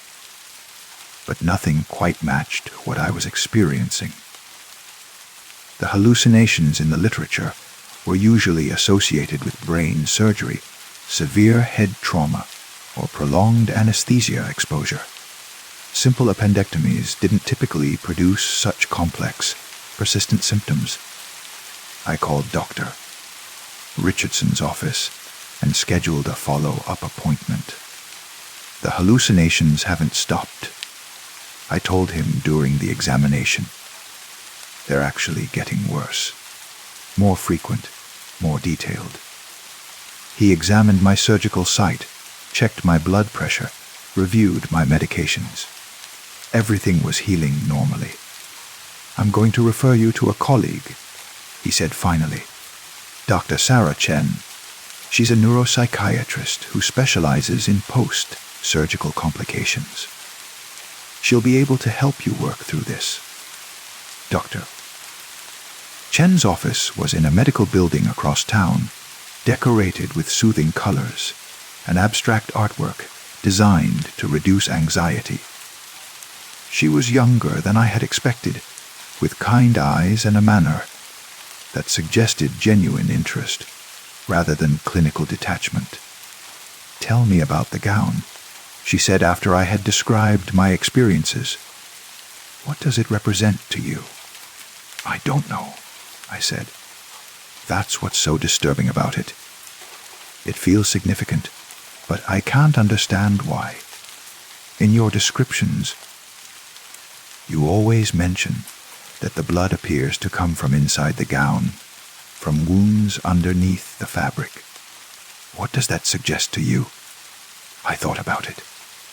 That someone was hurt, that the surgery went wrong somehow. But your surgery went perfectly.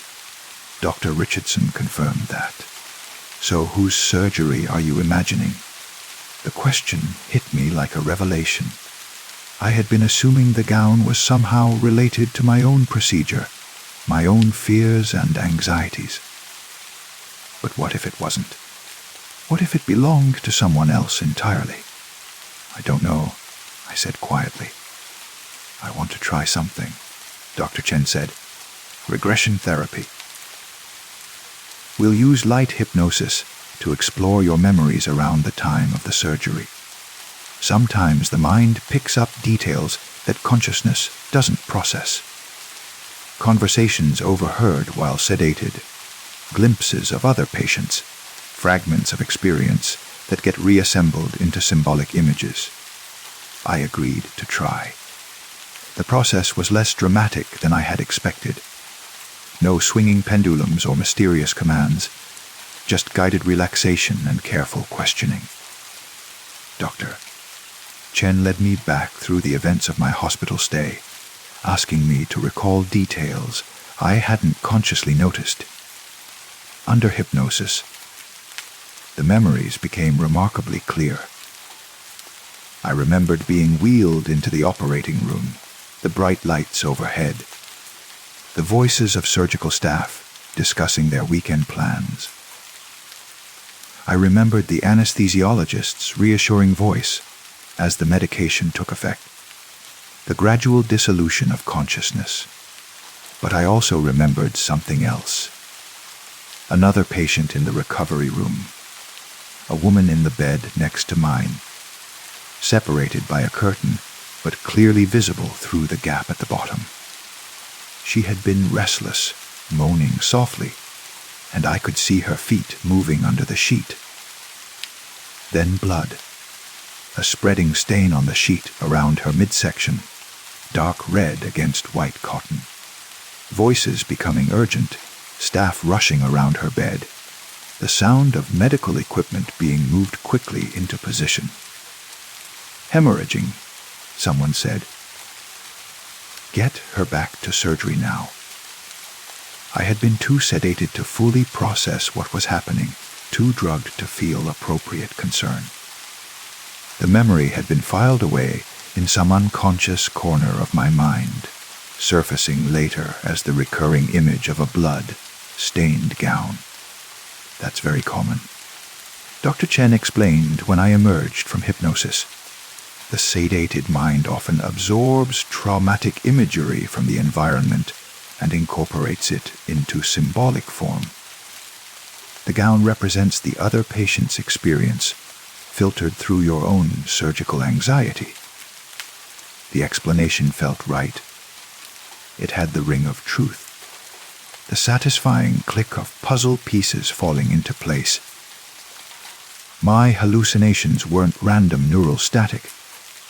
They were my mind's attempt to process a traumatic witness experience while under the influence of powerful drugs. Will they stop now? I asked. Understanding the source usually helps, Dr. Chen said, but give it time. The brain needs to integrate this knowledge, to file the experience properly. You may continue to see the gown for a while, but it should become less disturbing as you understand what it represents. I went home feeling lighter than I had in weeks. The mystery was solved. The gown was simply a symbolic representation of witness trauma, a perfectly normal response to an abnormal situation. My brain was doing exactly what brains were supposed to do, processing difficult experiences and trying to make sense of them. The gown was waiting in my bedroom, but this time I wasn't frightened. I know who you are, I said to it. You're not mine. You belong to someone else. The image flickered slightly, as if responding to my words. Over the following days, the gown continued to appear, but the encounters felt different, less menacing, more purposeful. I began to think of it not as a hallucination, but as a messenger, a reminder of the woman in the recovery room whose suffering I had witnessed. I called the hospital and asked about her. I'm sorry, the administrator said, but I can't provide information about other patients. Privacy regulations. I'm not asking for details, I said. I just want to know if she's okay. I was in recovery the same night, and I'm concerned. I understand your concern, but I really can't help you. I tried a different approach. I went to the hospital's chapel, a small interfaith space on the ground floor that offered prayer books and meditation cushions for visitors of all backgrounds. I lit a candle and said a prayer for the unknown woman, asking for her recovery and healing. That night, the gown appeared one final time, but this time it was different. The blood was gone, replaced by clean white cotton. The gown was still folded carefully on my bedroom chair, but it looked fresh, unmarked, peaceful. The metallic smell had been replaced by the scent of hospital laundry detergent. Clean and antiseptic, but somehow comforting. I understood.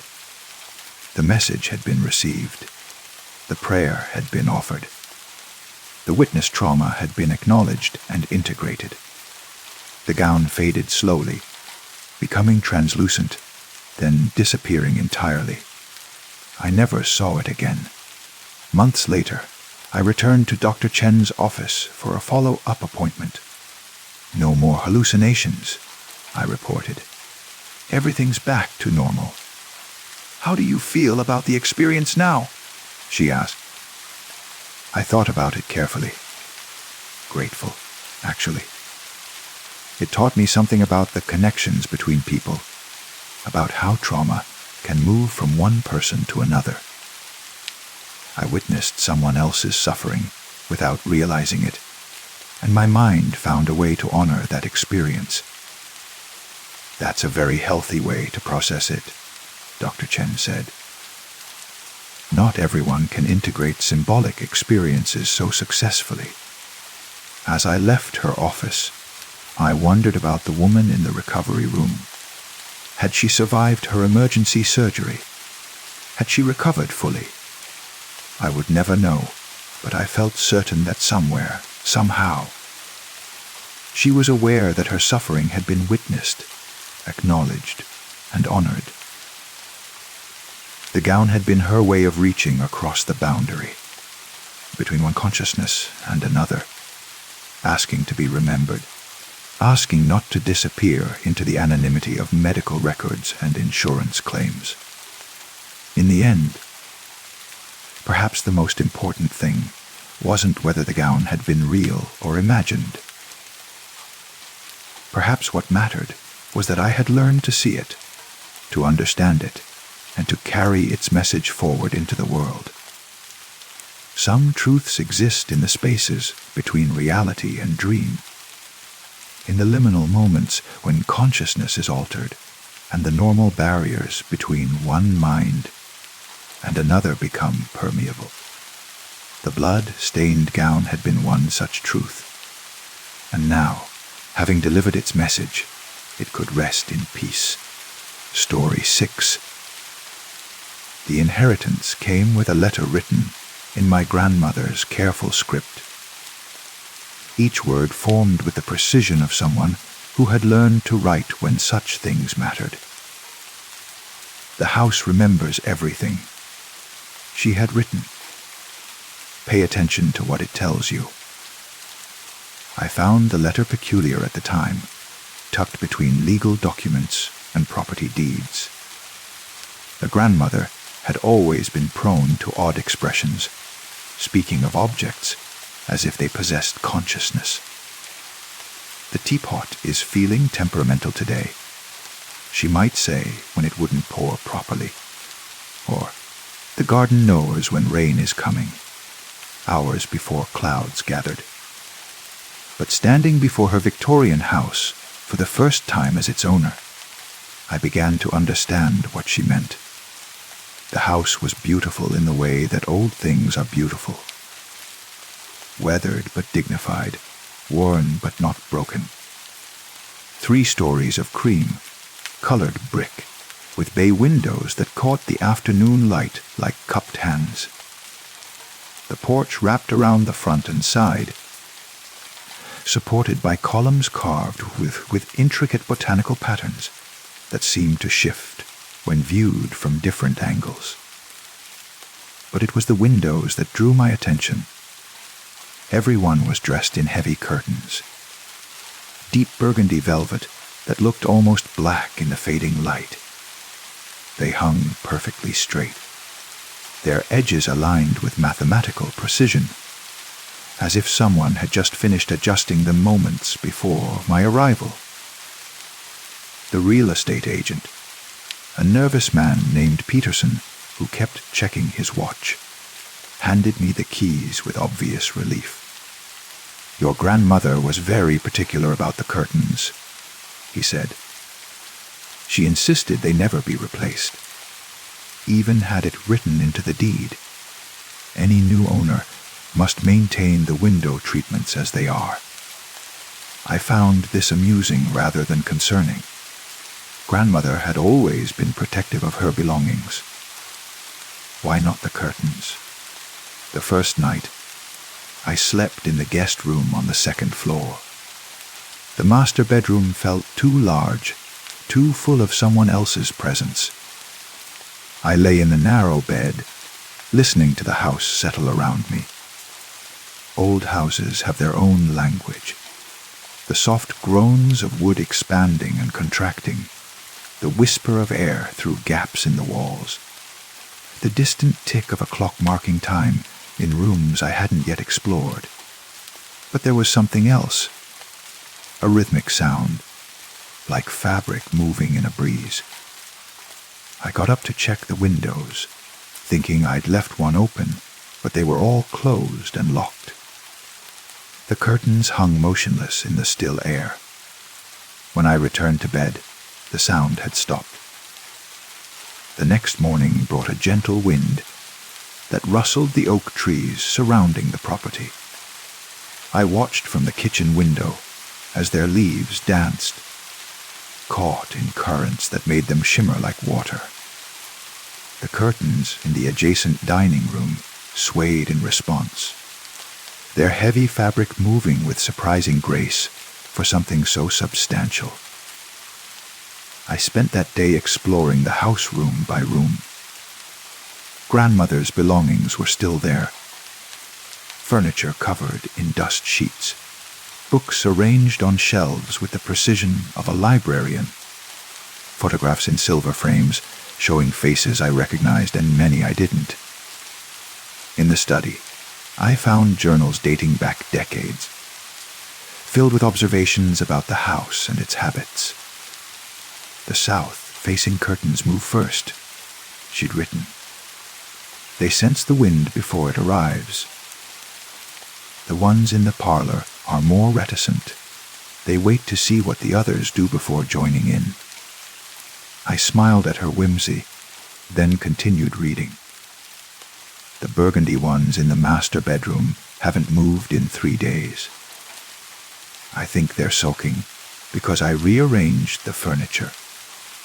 They prefer the bed to be positioned where they can watch over it properly." As the days passed, I began to pay attention to the curtains with the same devotion grandmother had shown. I told myself it was simple curiosity, a way of honoring her memory. But truthfully, there was something compelling about their behavior. They didn't just respond to wind. They seemed to anticipate it, beginning their gentle dance minutes before I felt the first hint of air movement. The curtains in different rooms had distinct personalities, if such a thing were possible. The ones in the front parlor moved with dignified restraint, barely swaying even in strong gusts. The kitchen curtains were more playful, fluttering at the slightest provocation. The ones in the library remained almost perfectly still, as if they understood the need for quiet concentration in a room full of books. But it was the bedroom curtains that troubled me most. I had finally moved into the master bedroom, unable to resist its spacious comfort and the magnificent view of the garden. The room faced east, catching the first light of dawn through windows dressed in those heavy burgundy curtains.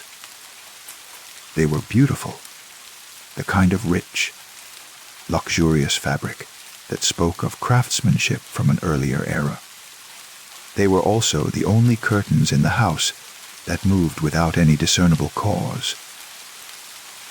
I first noticed it on a Tuesday evening, The day had been perfectly still, the kind of autumn calm that makes the air feel solid. No wind stirred the trees outside. No drafts moved through the house.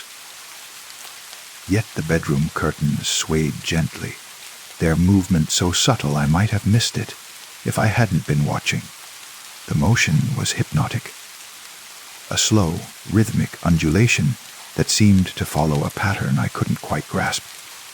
Back and forth, pause, back and forth, pause, like breathing.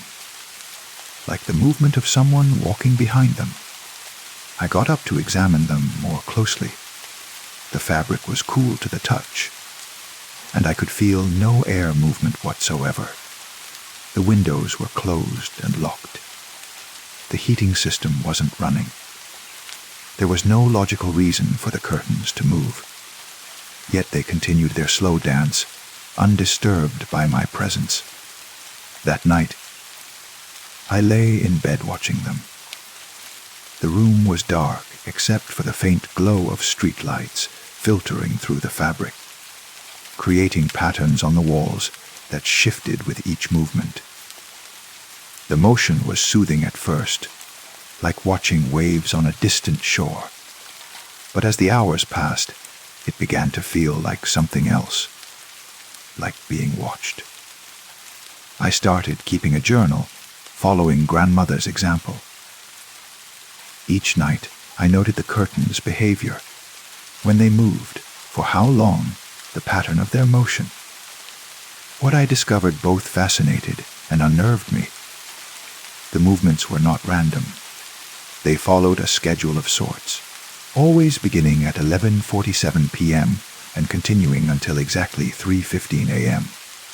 During those hours, they swayed with the consistency of a metronome, never varying in their rhythm, never responding to external conditions. More disturbing was what happened on still nights, when there was absolutely no wind, not even the faintest stirring of air. The curtain's movement became more pronounced, as if the absence of natural explanation allowed something else to take control. On those nights, I could swear I heard whispered conversations coming from behind the heavy fabric, voices too soft to understand, but too persistent to ignore. I began experimenting in the way that people do when they're trying to convince themselves they're still rational. I would position myself at different angles, trying to catch a glimpse of what might be behind the curtains. I checked for hidden vents or heating ducts that might create air currents. I even set up a small video camera to record the movements while I slept. But the camera showed only empty curtains swaying in impossible stillness. The voices, however, were captured. Listening to the recordings was like hearing conversations from another room, muffled by distance and fabric. I could distinguish at least two distinct speakers, their tones rising and falling in the cadence of normal speech. But the words themselves remained just beyond comprehension, as if spoken in a language I had once known but forgotten. I found myself looking forward to bedtime with an anticipation that felt uncomfortably close to obsession. I would lie in the dark waiting for 11:47, watching the curtains like someone might watch for a familiar friend to arrive. When the movement began, I felt a strange comfort, as if I were no longer alone in the old house. But there were also moments of unease. Sometimes the curtains would stop mid-sway, hanging perfectly still for minutes at a time. In those moments, the silence felt expectant, as if something behind the fabric was listening as intently as I was watching. One night, 3 weeks after moving in, I decided to look behind the curtains during their active period. I had convinced myself that I would find a rational explanation. A loose window frame, perhaps or a draft I had somehow missed. I waited until the movement began, then quietly approached the windows. The curtains parted easily at my touch, revealing the familiar view of the moonlit garden. But as I stood there, something made me look down. There, on the windowsill, was a series of small indentations in the wood. They were old, worn smooth by time, but clearly deliberate. Each depression was about the size of a fingertip, arranged in 2 parallel rows, as if someone had repeatedly gripped the sill from the inside. The curtains had stopped moving the moment I touched them. I let the fabric fall back into place and retreated to the bed. The movement resumed immediately, but now it felt different. Less rhythmic, more agitated. As if my interference had disrupted something delicate and important. The next morning, I called my cousin Margaret, the family historian. If anyone would know the story behind grandmother's curtains, it would be her. "Oh, the burgundy ones," she said when I described them. "Those were great. Grandmother's curtains originally. Grandmother inherited them along with the house. There was some story about them. Something about great grandmother standing at that window every night, watching for someone to come home from the war. Which war? The Great War, I think. Her son never returned.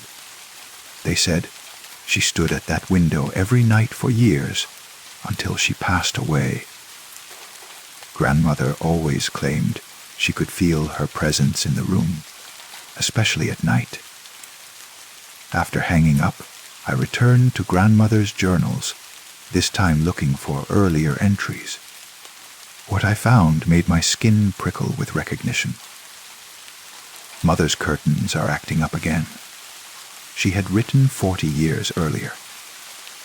They move just like they did when she was alive, standing at the window watching for news that never came. Sometimes I think she's still there, still waiting. The curtains remember her vigil. The entries continued over the decades, documenting not just the curtains' movements, but a growing understanding of their significance. Grandmother had come to see them not as mere fabric, but as keepers of memory, maintaining the ritual of watching and waiting long after the watcher had gone. I've realized I'm not the only one living in this house. One entry read, "The curtains have shown me that some forms of love are too strong to die with the body. They continue their dance because the dance itself has become sacred, a testament to devotion that transcends death." That night, I approached bedtime with new reverence. When 11:47 arrived and the curtains began their gentle sway, I no longer saw random movement. I saw the echo of a mother's love, preserved in fabric and motion, maintained across generations by forces I didn't need to understand to respect. I started speaking to them, quietly, respectfully, as I might address a friend. "Good evening," I would say when the movement began. "I hope you find peace tonight." The motion seemed to become more gentle in response, less restless. Sometimes, when the wind was completely still and the curtains moved with particular grace, I would imagine I could see her, a woman in early 20th century dress, standing at the window with her hands pressed to the glass, watching the road for a figure that would never come home. The grief was there in the fabric's movement, but so was the love that had sustained that grief across a century. I began to understand why grandmother had insisted the curtains never be replaced. They weren't just window treatments. They were a memorial, a continuation of a sacred act that had outlived its original purpose, but retained all of its meaning. Now, 3 months after moving into the house. I have settled into the rhythm of life with the curtains. Each night, I watch their patient dance and feel connected to something larger than myself. A chain of love and loss and remembrance that links generations. The voices I sometimes hear behind the fabric no longer frighten me.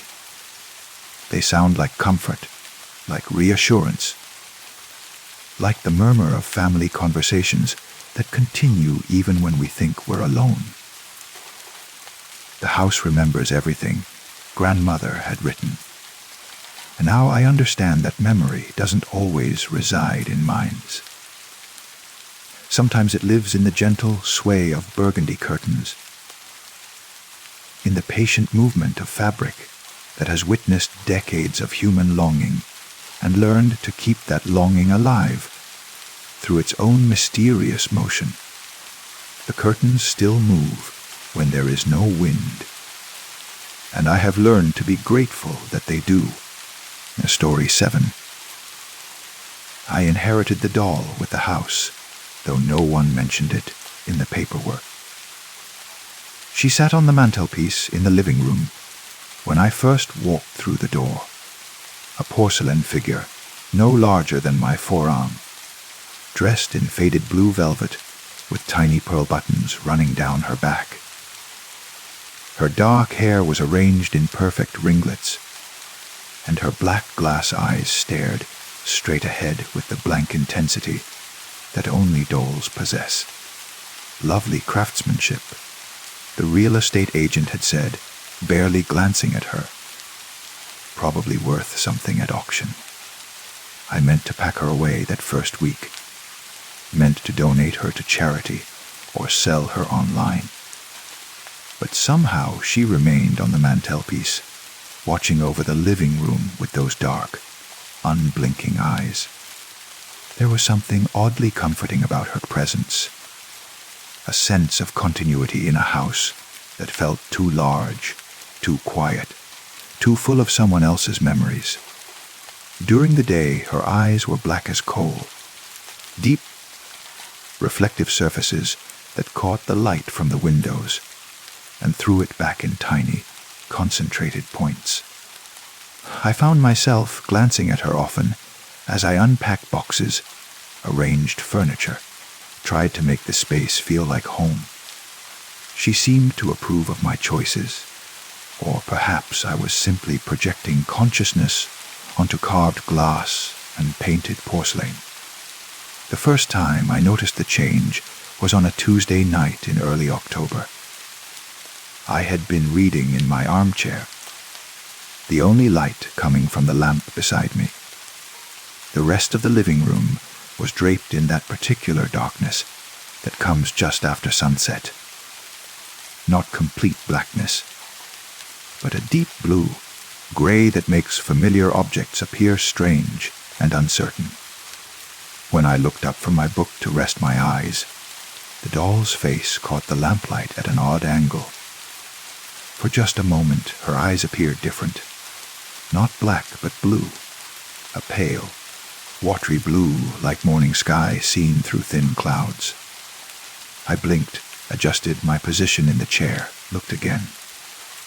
Black eyes stared back at me. Too many late nights. I murmured to myself, returning to my book, but I found it difficult to concentrate on the words. My attention kept drifting to the mantelpiece, to the small figure in her blue dress, to the way shadows played across her porcelain features. The next morning, her eyes were black again. Definitely, unmistakably black. I began to pay closer attention to the lighting in the living room, to the way different bulbs and different times of day affected the appearance of objects. Porcelain could be tricky. Reflective surfaces often played tricks on the eye, especially glass eyes set into curved faces. The angle of observation mattered. The quality of light mattered. Everything mattered when dealing with surfaces designed to catch and hold illumination. But the changes weren't random. During the day, no matter how I positioned myself, no matter what light filled the room, her eyes remained black. Deep, dark, unreflective. But at night, only at night, they shifted. Not every night, and not at the same time, but often enough that I began to anticipate it. I started keeping a notebook, documenting the changes. October 15th, eyes blue from 11:30 p.m. to midnight. October 18th, eyes blue from 9:45 p.m. until I went to bed. October 26th, the eyes blue when I woke at 3 a.m. for a glass of water. The pattern became clear after 3 weeks of observation. Her eyes changed color only in darkness, only when the sun had set and the world outside my windows had settled into true night. During those hours, her black glass eyes transformed into something else entirely. Pale blue orbs that seemed to glow with their own internal light. I told myself it was an optical illusion, a trick of artificial lighting combined with the specific composition of her glass eyes. Perhaps they contained some mineral that fluoresced under certain conditions. Perhaps the previous owner had installed special bulbs that brought out hidden properties in the porcelain. But optical illusions don't track movement. I first noticed it on Halloween night. I was sitting in my chair, reading by lamplight, when I became aware of a subtle shift in my peripheral vision. The doll's face had turned slightly. Not much, just a few degrees, but enough that she was no longer staring straight ahead into the middle distance. She was looking at me. Her blue eyes, pale as winter sky, bright as reflected snow, were focused directly on my face. I set down my book and studied her more carefully. The change was minimal but unmistakable. Her head had rotated perhaps 10 degrees to the left. Her chin had dropped slightly. Her gaze, which had been fixed on some point beyond the far wall, now rested squarely on my armchair. I stood up and walked to the mantelpiece. Up close, I could see every detail of her construction. The fine cracks in her porcelain cheeks, the individual strands of hair glued to her scalp, the tiny stitches in her velvet dress. And her eyes, definitely blue now, definitely focused on something behind me. I turned to see what she was looking at. My empty armchair sat in the circle of lamplight, the book open on its arm, reading glasses folded on the side table. Nothing unusual, nothing that would warrant such intense attention. When I turned back to the doll, she was staring straight ahead again. Her eyes had returned to their forward, facing position, but they remained blue, luminous, watchful. I reached out to touch her face, to confirm that she was still just porcelain and glass, still just an object inherited with a house. Her cheek was cool beneath my fingertip, smooth as polished stone. Real, solid, inanimate, but her eyes tracked my movement. I pulled my hand back quickly. The sensation was unmistakable. Those blue orbs had followed the path of my finger, maintaining focus even as I moved. Not the way a living person might track motion, but with a slower, more deliberate precision, like a security camera adjusting its angle. "What are you looking at?" I whispered. The doll's expression didn't change. Couldn't change. Her features were carved from solid porcelain, painted with permanent pigments, set for all eternity in an expression of mild interest. But her eyes seemed to consider my question. I stepped to the left. Her gaze followed. I stepped to the right. Her gaze followed. I moved behind her, out of her line of sight. When I circled back to face her, she had turned her head as far as her neck joint would allow, trying to maintain visual contact. My rational mind catalogued possible explanations. Magnetic fields affecting the glass. Temperature changes causing expansion in the porcelain. Some kind of mechanical device installed by a previous owner as a prank. But none of these explanations accounted for the precision of her tracking, the intelligence behind her focus. I sat back down in my armchair and pretended to read, stealing glances at her over the top of my book. She watched me for nearly an hour, her blue eyes bright in the lamplight, her head tilted at that slight angle that suggested attention. When I finally closed the book and prepared for bed, she returned to her forward-facing position. The next morning, her eyes were black again. I began to research the history of the house, searching for clues about the doll's origins. The previous owner, Mrs. Eleanor Hartwell, had lived here for 47 years before her death. A widow with no children, she had been known in the neighborhood for her collection of antiques and her tendency toward reclusiveness. The local historical society had a few photographs of the house's interior from a magazine article published in 1987. In one image, I could see the living room mantelpiece clearly. The doll sat in exactly the same position she occupied now, wearing the same blue dress, maintaining the same expression. But in the black and white photograph, her eyes appeared as empty white circles. No pupils, no color.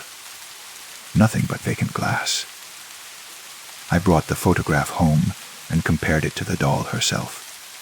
During the day, her eyes were definitely black, deep, dark, and reflective. Not the blank whiteness captured in the magazine image. Either the photograph had been overexposed, or something fundamental about the doll had changed in the intervening decades. That night, I positioned myself in my chair with a cup of coffee and a clear view of the mantelpiece. I wanted to document the exact moment when her eyes changed color, to understand the mechanism behind the transformation. She didn't disappoint. At 10:47 p.m., her black eyes began to shift. The change was gradual, not an instant transformation, but a slow dissolution of darkness into light. Like watching ink dilute in water, the blackness faded from the center outward until only pale blue remained. And with the color change came something else. Awareness. Her eyes didn't just turn blue. They came alive. The blank stare of the inanimate object dissolved into something recognizably conscious. Something that saw me seeing her. "Hello," I said softly. She blinked. The motion was so subtle I almost missed it. A slight dimming of the blue light, as if someone had briefly closed and opened shutters from behind her glass eyes. But it was unmistakably a blink. Deliberate, responsive. "Can you understand me?" Another blink, slower this time, more intentional. I felt something shift in my chest. Not fear exactly, but a recognition that I was no longer alone in the house. That perhaps I had never been alone here. The doll had been watching, listening, waiting for me to notice her true nature. "Are you Eleanor?" I asked. The blue eyes stared at me for a long moment. Then, so slowly that I might have imagined it, the doll's head moved in what could have been a nod. I spent the rest of the night talking to her, telling her about myself, about my life, about how I had come to inherit her house. She listened with perfect attention, her blue eyes bright and focused, occasionally blinking in response to direct questions. When dawn began to creep through the living room windows, her eyes gradually darkened. The blue faded like a sunset in reverse, leaving only black glass and the memory of consciousness. I began looking forward to the evenings. During the day, I would go about my normal activities. Work, errands, the mundane tasks of daily living. But I found myself checking the clock frequently, counting the hours until sunset, until the doll would wake up and we could continue our silent conversations. She became my companion in the large, quiet house, my confidante, my friend. I told her things I had never told another living soul, about my childhood fears, my adult disappointments, the loneliness that had driven me to seek a house far from the complications of city life. She listened without judgment, her blue eyes reflecting understanding in a way that human eyes rarely did. Sometimes I thought I saw her features soften during our conversations. The painted expression seemed to warm, to become more animated. But porcelain doesn't change, and paint doesn't shift, and I knew I was seeing only what I wanted to see, or perhaps what she wanted me to see. The night she spoke to me was the night everything changed. I had been telling her about my day, about the frustrations of remote work and the challenges of learning to live alone, when I became aware of a new sound in the room, a soft whisper, like air escaping from a closed space. "Lonely," the whisper said. I looked around the living room, searching for the source of the sound. The windows were closed, the heating system silent. Nothing moved except the shadows cast by my reading lamp. "Lonely," the whisper came again. This time I watched the doll's face as the sound emerged. Her lips, painted pink, slightly parted, eternally frozen, didn't move. But the sound came from her direction, from the space around her, as if the air itself were speaking. "Are you lonely?" I asked. "Yes," came the whispered reply. Her blue eyes brightened, and I could have sworn I saw tears gathering in their glassy depths. We talked until dawn, her whispered words mixing with the silence of the old house. She told me about the long years of watching over the living room, of seeing Eleanor grow old and die, of waiting through months of emptiness for someone new to come and keep her company. "I chose you," she whispered. "From all the people who looked at this house, I chose you." "Why?" "Because you need what I need. Someone to see us. Someone to understand that being alone doesn't have to mean being lonely." When the sun rose and her eyes returned to black, I understood that my life had divided into two parts, the daylight hours when I lived alone, and the night hours when I shared the house with Eleanor's spirit, trapped in porcelain and sustained by attention. It should have frightened me, should have sent me running back to the city, back to the world of the living. But instead, I felt a deep sense of rightness, of completion. I was no longer alone. During the day, she was just a doll on the mantelpiece. But at night, when her eyes turned blue and consciousness flickered behind the glass, she was my friend, my companion, my family, the only family I had left. I began to worry about what would happen when I grew old, when I could no longer care for the house, no longer provide the attention she needed to maintain her connection to this world. Would she fade back into ordinary porcelain? Would she wait decades more for another lonely soul to recognize her true nature? "Don't worry," she whispered one night, as if reading my thoughts. "Time works differently for us now. We have all the time we need." I looked down at my hands in the lamplight and noticed, for the first time, how translucent they appeared, how the light seemed to pass through them, rather than reflecting off the surface of my skin. My blue eyes met her blue eyes across the quiet living room, and I understood. We were no longer lonely. We would never be lonely again. And somewhere in the distance, I could hear the sound of daylight approaching, growing fainter with each passing dawn. Story 8. The first time I noticed the echo, I was talking to my mother about ordinary things. Grocery lists, weather, the persistent leak in my kitchen sink that the landlord refused to fix. We had been speaking for perhaps 10 minutes when I heard my own voice come back to me through the receiver, delayed by just a few seconds, saying words I hadn't yet spoken. "I think I should call a plumber myself," I said, and a moment later heard my voice repeat, "I think I should call a plumber myself," and the extra word hung in the air between us. I had stopped speaking, but the echo continued for one word, more than I had actually said. "Did you hear that?" I asked my mother. "Hear what, dear?"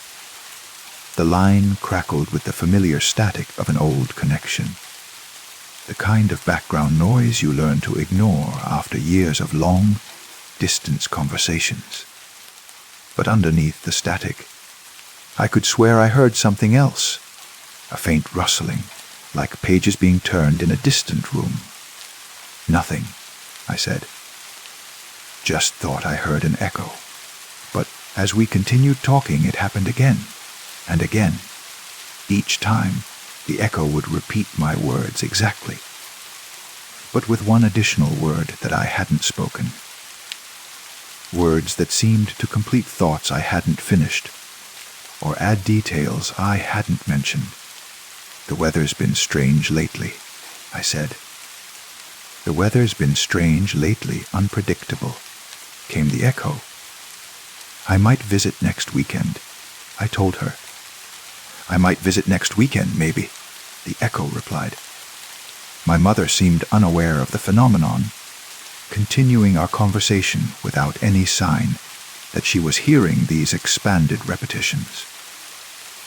When I asked her directly, she insisted the connection sounded normal to her. "Maybe it's your phone, sweetheart.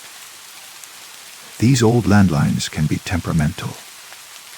I was using the phone that came with my apartment, a heavy black rotary model that the previous tenant had left behind. It was an antique, really, the kind of phone that required actual dialing, each number accompanied by the satisfying whir and click of the rotating mechanism. The landlord had mentioned that the phone line was original to the building, installed sometime in the 1960s, and never upgraded. "It adds character," he had said when I asked about getting a modern phone installed. "People pay extra for authentic vintage features these days." That night, I called my sister across the country. We talked about her job, her new apartment, our shared concerns about our aging parents. And again, the echo came, my words repeated back to me with subtle but consistent additions.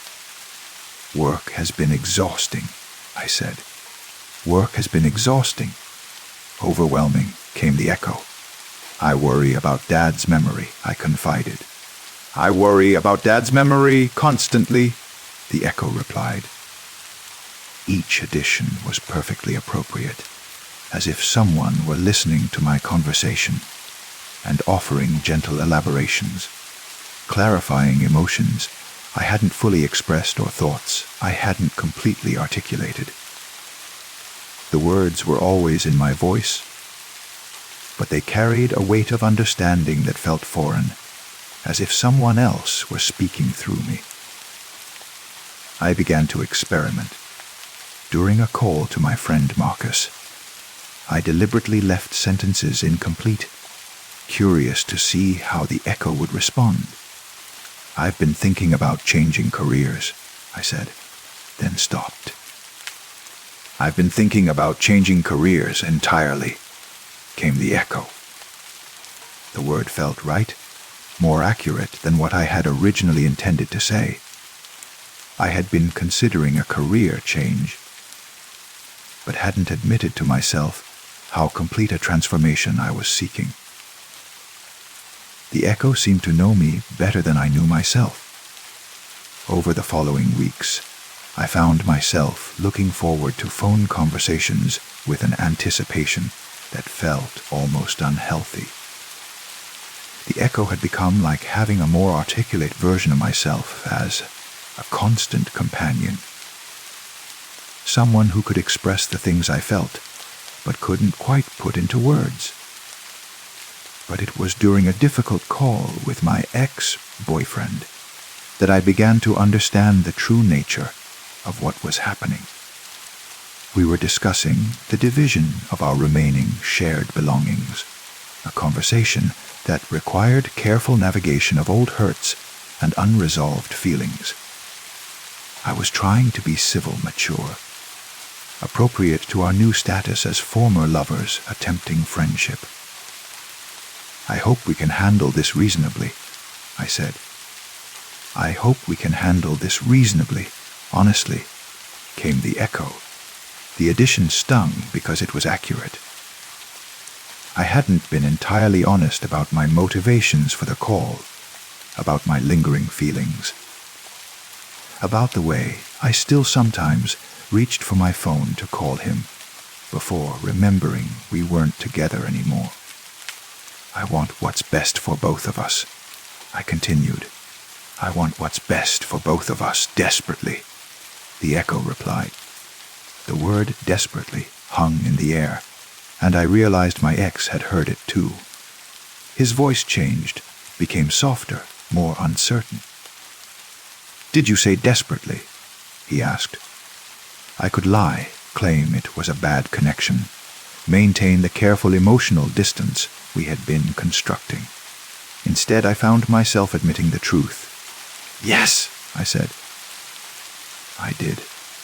That conversation changed everything between us, not in the way of reconciliation, but in the way of genuine honesty. We spoke for 2 more hours, saying things we had never been able to say while we were together. The echo continuing to add words that revealed depths of feeling I had been hiding even from myself. When we finally hung up, I sat in my kitchen staring at the old rotary phone, trying to understand what was happening to me. The echo wasn't a malfunction or a crossed wire. It was something else entirely, something that seemed to know not just what I was thinking, but what I needed to think, what I was afraid to acknowledge. I started researching the history of my building, curious about the phone line's previous users. The building had housed dozens of tenants over the decades, and I wondered if somehow their conversations had left traces, impressions in the copper wires that carried voices across distances. What I found in the city archives was a story that made my skin prickle with recognition. In 1987, a woman named Alina Vasquez had lived in my apartment. She had worked as a phone counselor for a crisis hotline, spending hours each day listening to people in distress, helping them find words for feelings they couldn't express. According to the newspaper article I found, she had been known for her ability to hear what people weren't saying and help them articulate emotions they had kept hidden. Alina had died in the apartment, the article mentioned. A heart attack while she was on duty, phone in hand, listening to someone who needed help finding the right words. The article was brief, but it included a quote from her supervisor that stopped my breath. Alina always said that the most important part of any conversation was what people couldn't quite manage to say. She had a gift for helping people find those missing words. That evening, I called the crisis hotline that Alina had worked for, though it had changed names and locations several times over the decades. The current director was a kind woman named Patricia who remembered Alina, though they had never worked together directly. She was a legend in our field. Patricia told me. People still talk about her techniques. She had this way of reflecting back what callers were trying to express, but with just a little more clarity, a little more precision. Like she could hear their true voice underneath their struggling voice. I described my experience with the echo, expecting skepticism or concern for my mental health. Instead, Patricia was quiet for a long moment. "That sounds like Elena," she finally said. She believed that the most healing thing you could do for someone was help them hear their own truth, spoken clearly. She used to say that most people knew what they needed to say. They just needed someone to help them say it. After we hung up, I understood that the echo wasn't something happening to me. It was something happening for me. Elena's gift had somehow persisted in the phone lines, continuing her work of helping people find their truest words. I began to use the echo more deliberately. During difficult conversations, I would pay attention to the words it added, treating them as insights into my own deeper feelings. When I called my parents, the echo helped me express love I had been too embarrassed to voice directly. When I spoke with friends going through hard times, it helped me find words of comfort that felt more genuine than my usual awkward attempts at consolation. The echo never added words that felt wrong or foreign. It only amplified what was already there, waiting to be spoken. It was like having access to a more courageous version of myself, someone who wasn't afraid of emotional honesty or vulnerable expression. But there were limits to this gift. The echo only responded when I was speaking from a place of genuine feeling. If I tried to manipulate it, to use it for trivial purposes, or to impress people with artificial eloquence, it remained silent. It seemed to recognize sincerity and respond only to authentic attempts at communication. Months passed, and the echo became as natural to me as my own breathing. I learned to leave pauses in my speech, space for the additional words to emerge. People began commenting on how I seemed to be expressing myself more clearly, how conversations with me felt more satisfying, more complete. I never told anyone directly about the echo. How could I explain that a deceased phone counselor was helping me find the words I needed? Instead, I simply became someone who spoke with unusual precision, who seemed able to articulate feelings that others struggled to express. The phone itself became precious to me. When the landlord mentioned updating the building's phone system, I requested that my line be left as it was. I invented stories about being a vintage collector, about preferring the aesthetic of the old rotary dial. He thought I was eccentric but harmless, and agreed to leave my connection unchanged. Sometimes late at night, I would pick up the phone and listen to the dial tone, wondering if Elena's presence was still there in the space between sounds. The tone seemed warmer than it should, more welcoming, as if someone were on the other end waiting patiently for me to find the words I needed to say.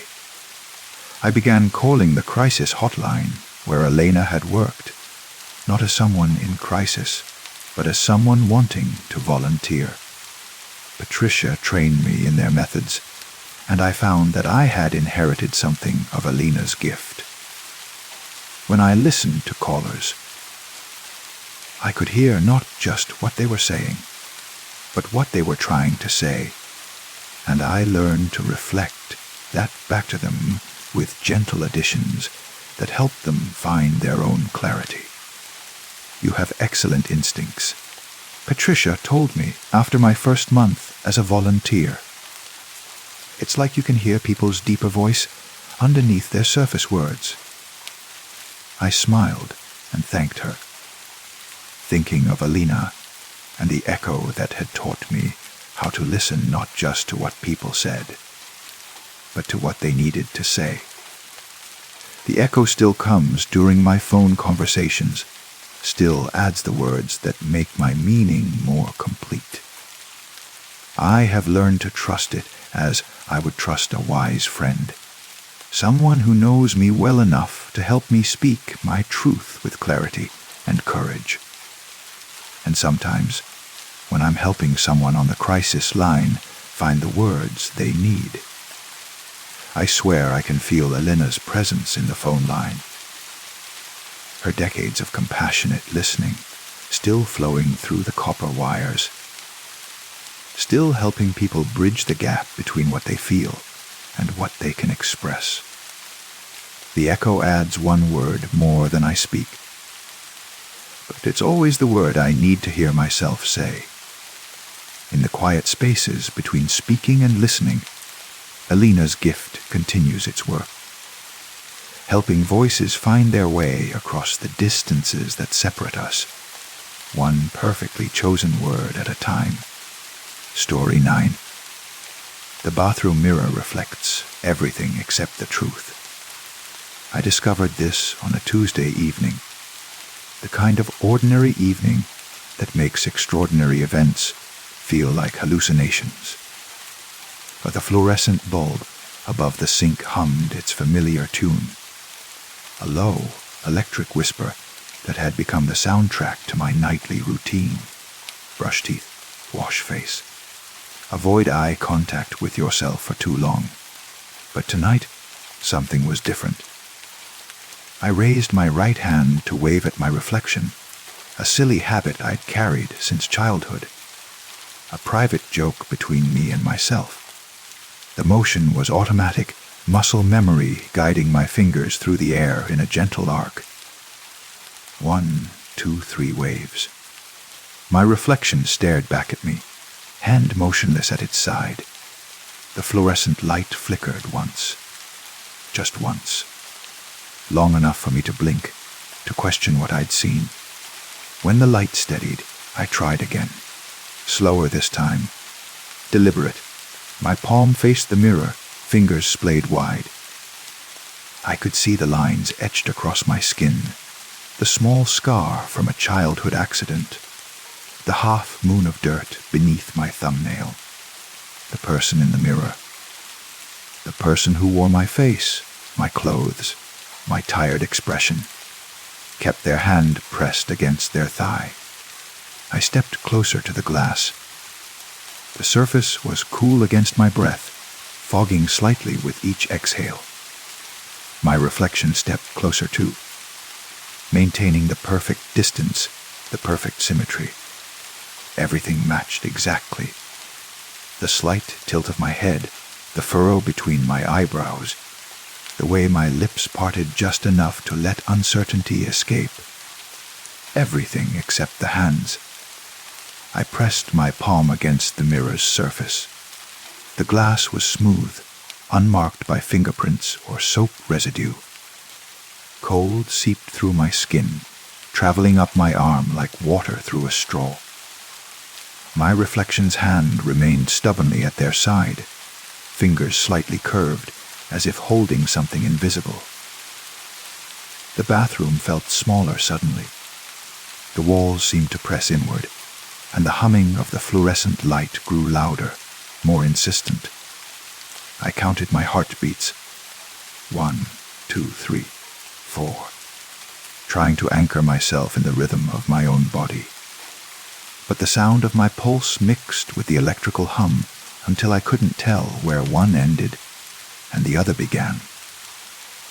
I wiggled my fingers, stretched them wide, made a fist and released it.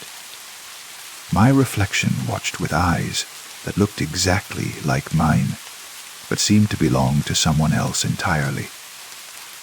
Someone who understood something I didn't. "What do you want?" I whispered to the mirror. The reflection's lips moved, forming the same words, but no sound emerged from the glass. Only silence, thick and expectant. I tried to step away, but my feet felt rooted to the bathroom tiles. The pattern beneath my soles, small hexagons in black and white, suddenly seemed significant, like a code I was supposed to understand. I counted them 6 sides, 8 tiles visible, 48 edges total. Numbers that meant nothing and everything. When I looked up again, my reflection was smiling. Not the tired, confused expression I wore, but a genuine smile, warm, knowing.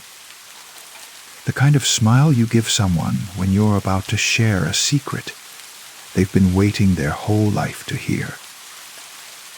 I was not smiling. My hand trembled as I raised it once more. This time my reflection's hand moved too, but not in the same direction. While my hand rose, theirs descended. While mine curved left, theirs swept right. We moved like dance partners who had practiced this routine 1,000 times, creating a perfect symmetry of opposition. The fluorescent light flickered again, longer this time. In the brief darkness, I heard something, a soft tapping sound, like fingernails against glass. When the light returned, there were 5 small marks on the mirror's surface, just at the height where my reflection's fingertips would touch, from the inside. I leaned closer, studying the marks.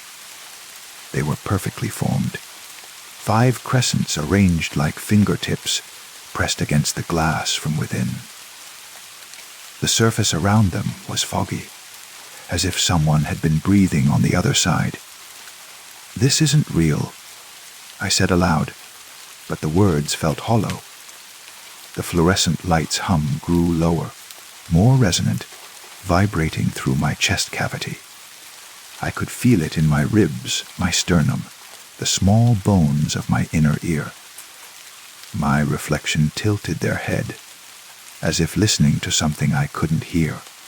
Their hand, the one that refused to mirror my movements, slowly rose toward the glass. I watched, transfixed, as their fingertips approached the surface from their side. I placed my hand against the mirror again, positioning my fingers to match theirs. The glass was warmer now, almost body temperature. Through the surface, I could see our palms' alignment. Mine pressed against the outside, theirs against the inside. Only a few millimeters of silvered glass separated our skin. The tapping sound returned, soft, rhythmic, like a heartbeat made audible. I closed my eyes and focused on the sensation beneath my palm. The glass seemed to pulse gently, as if something were moving just beneath the surface. A current, maybe, or breath. When I opened my eyes, my reflection was no longer smiling. They looked concerned, worried even. Their free hand was raised near their mouth, as if they wanted to speak but didn't know how. Their eyes, my eyes, darted back and forth, scanning something I couldn't see. "What are you looking at?" I asked. My reflection pointed past my shoulder. I spun around, heart hammering against my ribs. The bathroom behind me was empty. Same white tiles, same small window with its half-drawn shade, same towel hanging crooked on its hook. Nothing had changed. Nothing was there. When I turned back to the mirror, my reflection was gone. The surface showed only the bathroom behind me, the tiles, the window, the towel, but no me. No reflection at all. I waved my hand in front of the glass, jumped up and down, pressed my face so close to the surface that my breath fogged it immediately. Nothing. I existed everywhere except in the mirror. But the fluorescent light flickered one final time, then went out completely. In the darkness, I heard the sound of my own breathing, but it was coming from two directions. From my lungs and from somewhere else. Somewhere behind the glass.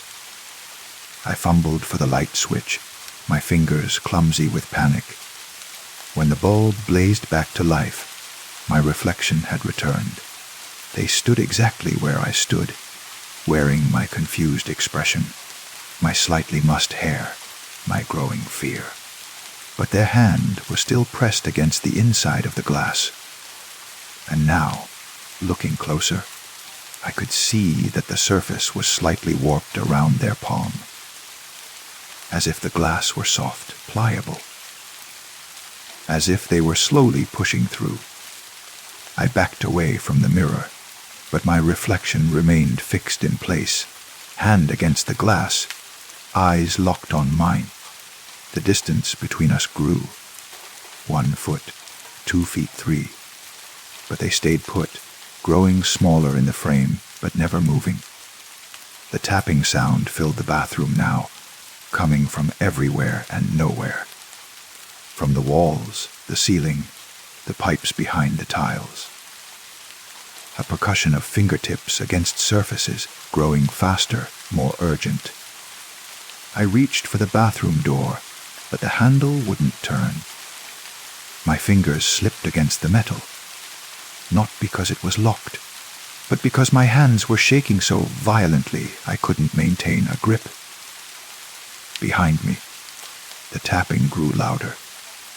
When I finally managed to look back at the mirror, my reflection had taken a step forward, closer to the glass. Their hand was no longer just pressed against the surface. Their fingertips had pushed through, emerging into my side of the bathroom like the tips of pale flowers breaking through soil. The glass rippled around their fingers like water. I watched, unable to move, unable to breathe, as my reflection smiled once more and began to push their entire hand through the mirror's surface. The glass stretched and warped, but it didn't break. It simply accommodated. First the fingers, then the knuckles, the palm, the wrist. Their hand reached into my bathroom, grasping at air, searching for something. Or someone. I pressed myself against the bathroom door, the handle's metal edge digging into my spine. My reflection's eyes met mine in the mirror, and I saw something in them I had never seen in any mirror before. Recognition, not of me, but of the moment they had been waiting for. The moment when the boundary between us would finally dissolve. Their hand moved through the air, seeking, getting closer. And somewhere in the distance, I could hear another sound joining the tapping. The soft whisper of glass beginning to crack. The mirror was breaking from the inside out. I closed my eyes and listened to the sound of my world changing, one fingertip at a time. When I opened them again, my reflection was smiling at me from inside the glass, their hand now fully extended into my reality, fingers flexing in the fluorescent light. Hello, they mouthed, though no sound crossed the threshold between us. I tried to say hello back, but discovered I had no voice left. Only the sound of tapping growing closer. Only the sensation of glass growing thinner. Only the knowledge that some mirrors show not what is, but what wants to be.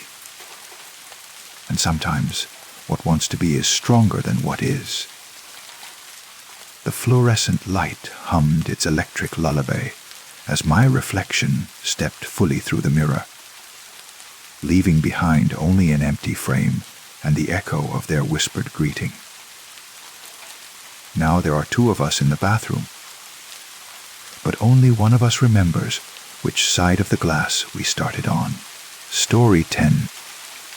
I wake up in my childhood bedroom, though I haven't lived here in 20 years.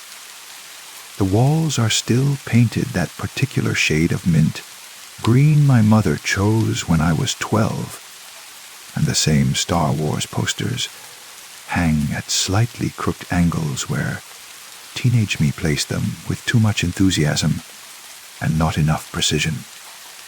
Sunlight streams through the familiar window, casting the same pattern of shadows I memorized during countless sick days and lazy summer mornings. But something is wrong. Not wrong exactly, everything looks correct, feels correct, but wrong in the way that dreams are wrong when you don't realize you're dreaming. The light has that peculiar dream quality, slightly too bright, and coming from directions that don't quite match the window's position. The sounds are muffled, as if heard through water or thick glass. I sit up in the twin bed I outgrew decades ago, my adult body somehow fitting comfortably in the narrow space. The familiar weight of the blue quilted bedspread, the softness of pillows I remember replacing when I went to college. Everything exactly as it was, exactly as it should be, which is precisely why it can't be real. I must be dreaming. The realization brings the usual dream. Awareness, that floating sensation of knowing you're asleep, while still being pulled along by the dream's narrative. I look at my hands, count my fingers. 5 on each hand, though they seem to flicker slightly when I'm not looking directly at them. The classic reality check confirms what I already know. This is a dream. Time to wake up. I close my eyes and concentrate on awakening, using the technique I learned years ago for lucid dreaming. Focus on your real body, lying in your real bed. Feel the different mattress, the different pillows. Wiggle your fingers and toes in the waking world. The childhood bedroom begins to fade around the edges, becoming less substantial, less convincing.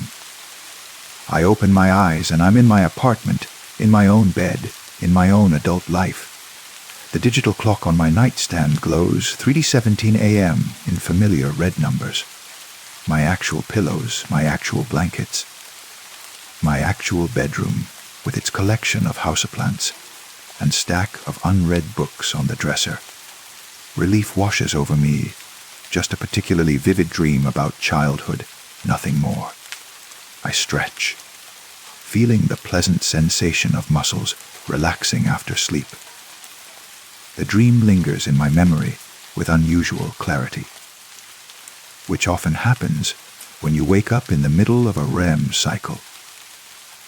I can still smell the particular scent of my childhood home, that mixture of my mother's cooking and old wood and the specific laundry detergent she always used. But I should get back to sleep. I have work tomorrow, an early meeting I can't miss. I close my eyes and let myself sink back into the comfortable darkness of near sleep, my breathing slowing, my thoughts beginning to drift and fragment in that pleasant way that precedes unconsciousness. I wake up in my childhood bedroom again. The same mint green walls, the same crooked Star Wars posters, the same impossibly bright sunlight streaming through the window. But this time, there's something additional, a sense of DAG, view so strong, it's almost nauseating. I've been here before, in this exact moment, with this exact confusion about where I am and when this is. I'm dreaming again. But why the same dream? Why this particular memory? This particular place? I perform the reality check again, hands, fingers, counting, and again everything confirms I'm asleep. The room has that same underwater quality, that same not quite rightness that marks it as a product of my subconscious rather than actual memory. I close my eyes and concentrate on waking up, using the same technique as before. Focus on the real bed, the real apartment, or the real world waiting for me beyond this recycled childhood fantasy. The bedroom fades, becomes less solid, begins to dissolve. I open my eyes and I'm back in my apartment. Same digital clock, same red numbers, but now showing 3:19 a.m. Only 2 minutes have passed, though the dream felt much longer. The lingering scent of childhood is stronger this time, as if some fragment of that other place has followed me back to waking reality. This is odd but not unprecedented. Sometimes dreams repeat, especially when you wake up and fall back asleep quickly. The brain is still processing the same neural patterns, cycling through the same imagery and associations. Nothing supernatural, just the normal weirdness of sleep and consciousness. I check the clock again, 3:20 a.m., and settle back into my pillows. This time I'll try to stay awake for a few minutes, break the cycle, think about something else entirely. Work, maybe, or that book I've been meaning to finish. Anything to shift my mental patterns away from childhood bedrooms and impossible sunlight.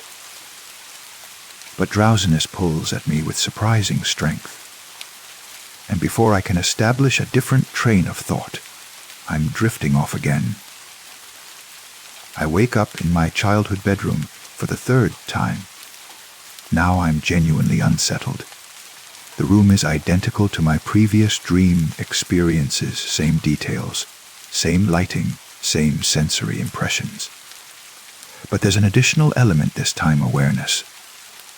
Not just the usual dream lucidity, but a growing certainty that something is fundamentally wrong with this cycle of sleeping and waking and sleeping again. I get out of the twin bed and walk to the window, looking out at the backyard I played in as a child. Everything is exactly as I remember it. The swing set my father built, the vegetable garden my mother tended, the old oak tree I climbed countless times. But the scene is too perfect, too detailed. Dreams usually don't maintain this level of consistency across multiple iterations. I try a different approach to waking up. Instead of simply concentrating on my real bedroom, I focus on specific physical sensations. The feeling of my actual mattress, firmer than this childhood bed. The sound of traffic outside my apartment, urban noise that would never be heard in my parents' suburban neighborhood. The specific temperature of my bedroom, the weight of my real blankets. The childhood room begins to waver, like a television image with poor reception. The walls seem to breathe. The furniture becomes translucent. I can feel myself rising toward consciousness, breaking free from whatever loop has trapped me in this repetitive dream. I open my eyes and I'm in my apartment. But something is wrong here too. The digital clock shows 3:17 a.m., the same time I woke up the first time. Not 2 or 3 minutes later as it should be. The exact same red glow, the exact same arrangement of numbers. As if time has reset along with my location. As if I'm not just cycling through different places, but cycling through the same moment over and over. I sit up and look around my bedroom more carefully. Everything appears normal, the houseplants in their familiar positions, the stack of books, the clothes draped over the chair where I left them before going to sleep. But there's something about the quality of the darkness that reminds me of the underwater feeling from the childhood bedroom dreams. The shadows don't fall quite right.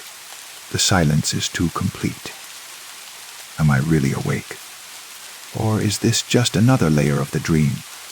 A false awakening that feels real but isn't. The boundary between sleeping and waking is becoming blurred, unreliable. How many times have I woken up tonight? How many times have I been convinced I was finally back in reality, only to discover another level of illusion? I perform the reality check again, hands, fingers counting. But now I'm not sure what the results mean. In the childhood bedroom, my hands flickered and seemed unreal. Here, they appear solid and normal. But if this is also a dream, wouldn't my dreaming mind create the illusion of normal hands to make the false awakening more convincing? I get out of bed and walk to the bathroom, turning on the light and looking at my reflection in the mirror.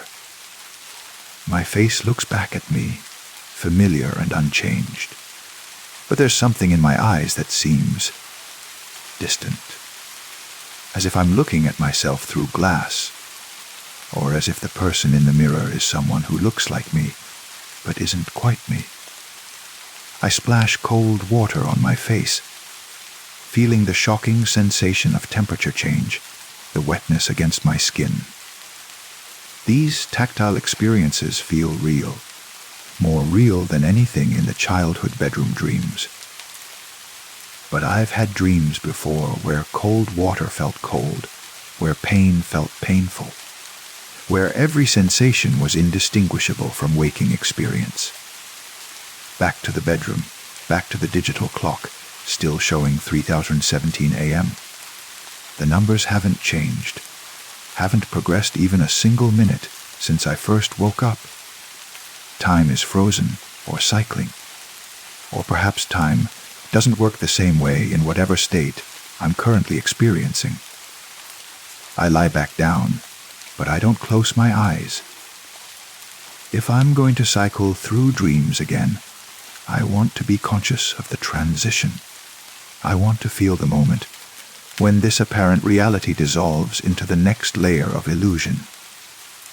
The room around me remains solid and unchanging. The clock maintains its frozen display.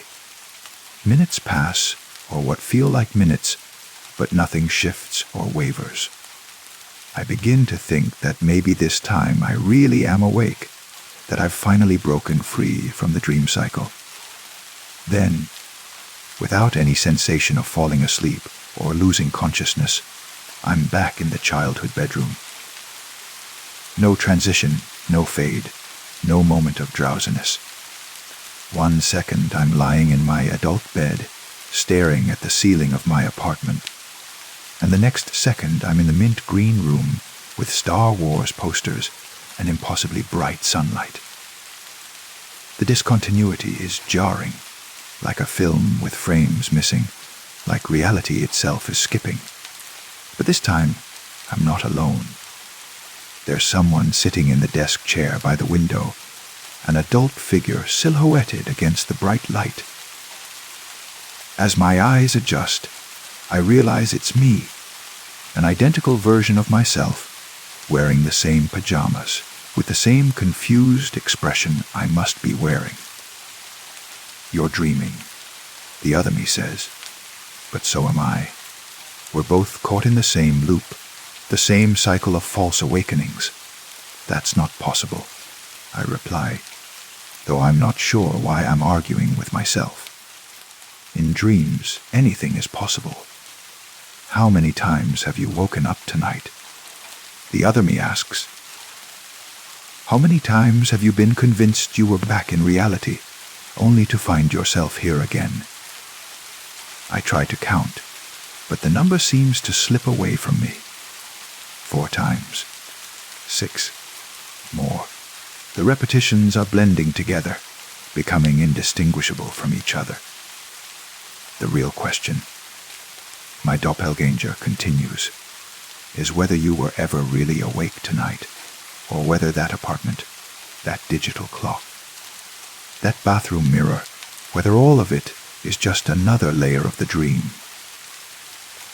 The childhood bedroom seems to pulse around us, breathing like a living thing.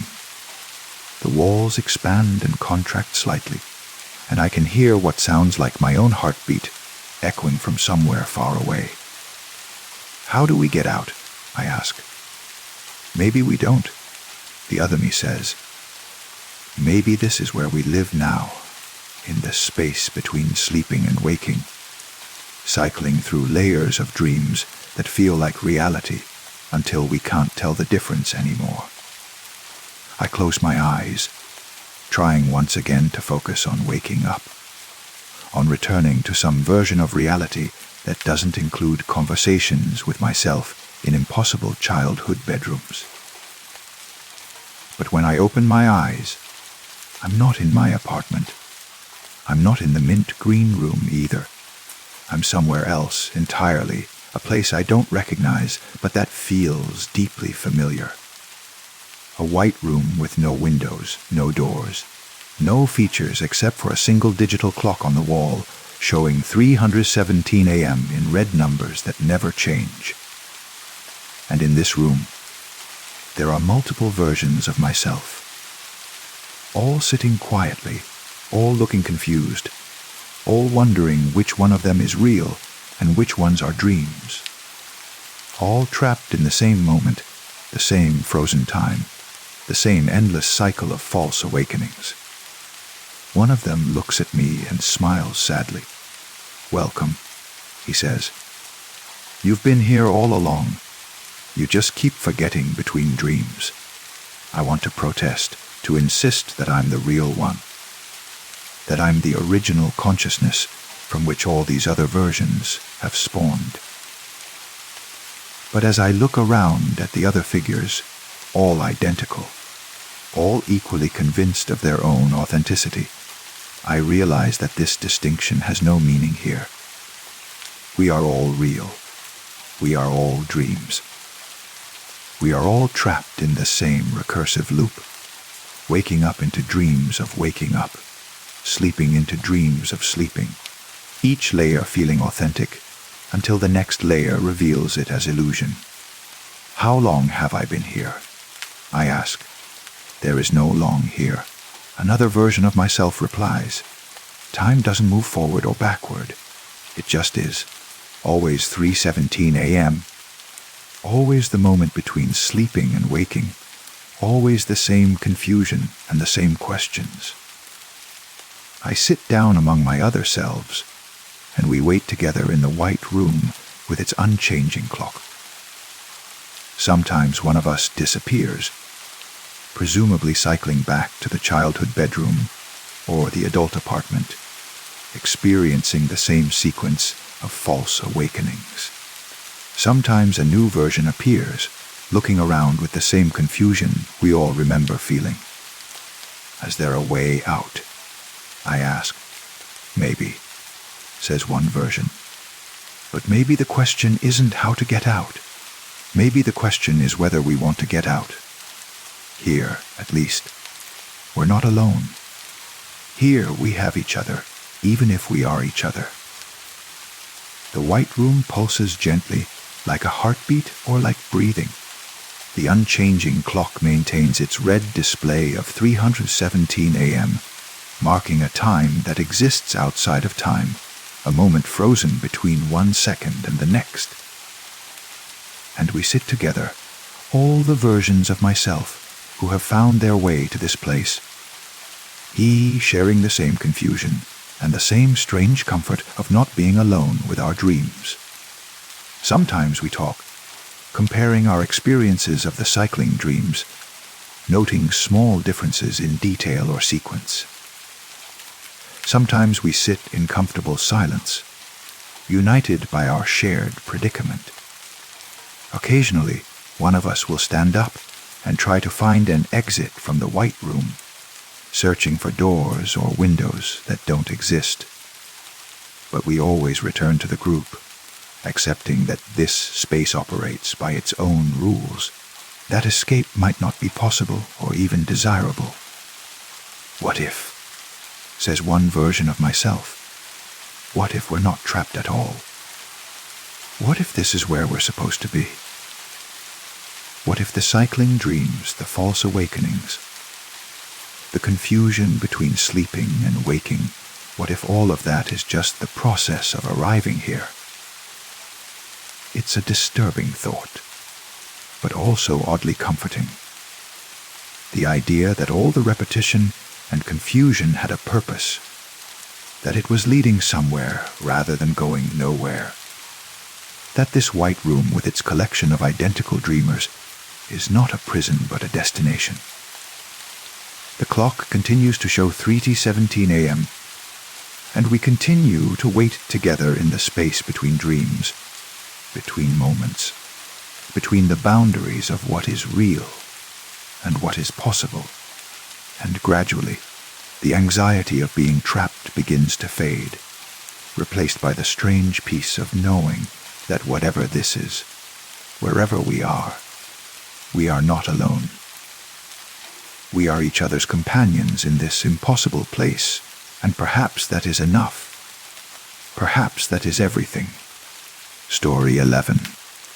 Sarah's laugh is exactly the same as it was in college, bright and infectious, with a little snort at the end that she always tried to hide behind her hand. We're sitting in the coffee shop where we used to meet for study sessions, the same worn wooden table by the window, the same view of the campus quad, where students hurry between classes with backpacks slung over their shoulders. Remember that time we got locked in the library overnight? She says, stirring sugar into her latte with a small silver spoon that clinks against the ceramic in a rhythm that sounds almost like music. You were so scared of the security guard finding us, you made us hide behind the philosophy section for 3 hours. The spoon stops moving. The coffee shop continues to hum with conversation and the hiss of the espresso machine, but suddenly everything feels very quiet, very still. I watch Sarah's face, waiting for the punchline, for the smile that will tell me she's joking. But her expression is expectant, fond, as if she's recounting a cherished memory we both share. I don't remember that. I say carefully, my voice sounding strange to my own ears, like it's coming from somewhere outside my body. Sarah tilts her head, the gesture so familiar, it makes my chest ache with nostalgia. Of course you do. It was finals week, junior year. We were studying for Professor Morrison's exam on existentialism, and you kept saying you were going to fail because you couldn't understand Sartre's concept of bad faith. Professor Morrison. I've never heard that name before, never taken a philosophy class, never studied existentialism. My degree was in marketing, with a minor in communications. I remember every professor I ever had, every class I ever took, every exam I ever stressed about. I have a good memory, better than good. I remember details that other people forget, conversations from years ago, the exact placement of furniture in rooms I haven't seen in decades. But I don't remember being locked in a library. I don't remember hiding behind philosophy books. I don't remember Professor Morrison or junior year philosophy or discussing bad faith with Sarah in the musty quiet of after hours academia. I start, then stop. The words feel thick in my mouth, hard to form. I think you might be confusing me with someone else. Sarah's spoon resumes its gentle clinking, each tap against the cup like a tiny bell marking time. Don't be silly. It was you and me, just like always. You were wearing that blue sweater you loved, the one with the cable knit pattern. You said it made you feel like a real college student instead of just someone pretending to belong here. The blue sweater. My breath catches in my throat, Because I did have a blue sweater, a cable knit cardigan that I bought at a thrift store during my sophomore year. I wore it constantly, until the elbows wore thin and the buttons started falling off. I loved that sweater, felt confident and scholarly when I wore it, like I was playing the part of the serious student I wanted to be. But I never wore it to study philosophy. I wore it to marketing seminars and communication theory lectures and late night study sessions in the business building. I wore it when I was cramming for statistics exams and writing papers about consumer behavior. Didn't I? You kept pulling at the sleeves when you were nervous. Sarah continues, her voice soft and dreamy, as if she's seeing the memory play out behind her eyes. Stretching them over your hands until they covered your fingers completely. You did it so often that night. I finally had to take your hands and hold them still so you'd stop fidgeting. My hands are resting on the table, and suddenly I'm aware of them in a way that feels almost violent. I can feel the phantom weight of sleeves, with a stretch of knit fabric over my knuckles, the nervous habit of pulling and tugging when I was anxious or overwhelmed. I look down at my fingers and swear I can see the faint marks where yarn might have pressed into my skin. The coffee shop feels too warm now, too bright. The conversations around us blend into a meaningless buzz, punctuated by the rhythmic hiss and gurgle of the espresso machine. I want to stand up, to excuse myself, to step outside where the air is cooler and the world makes sense again. But I can't move. I'm frozen in place, trapped by the weight of Sarah's certainty and the growing doubt in my own mind. I majored in marketing, I say, but my voice sounds uncertain even to me. I never took philosophy. I would remember. Sarah reaches across the table and touches my hand, her fingers cool against my suddenly feverish skin. You double majored, remember? Marketing and philosophy. You said you wanted to understand not just how to sell things to people, but why they wanted to be sold to in the first place. You wrote your senior thesis on the existential implications of consumer culture. The touch of her hand sends a jolt through my system, like touching a live wire. For just a moment, I can almost see it. The thesis, pages and pages of careful analysis, late nights in the library stacks. The satisfaction of finding the perfect quote to support my argument. I can almost remember the weight of the bound manuscript in my hands. The pride I felt when I turned it in, the way Professor Morrison nodded approvingly when I defended it before the committee. But then the moment passes, and I'm left with nothing but the lingering sense of something just beyond my reach, like trying to remember a dream that's already fading in the morning light. That's not.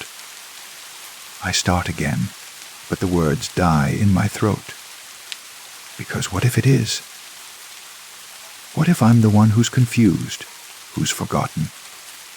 What if there are pieces of my past that I've somehow lost? Experiences that have slipped through the cracks of my memory like water through cupped hands. Sarah's thumb traces across my knuckles, and I shiver despite the warmth of the coffee shop.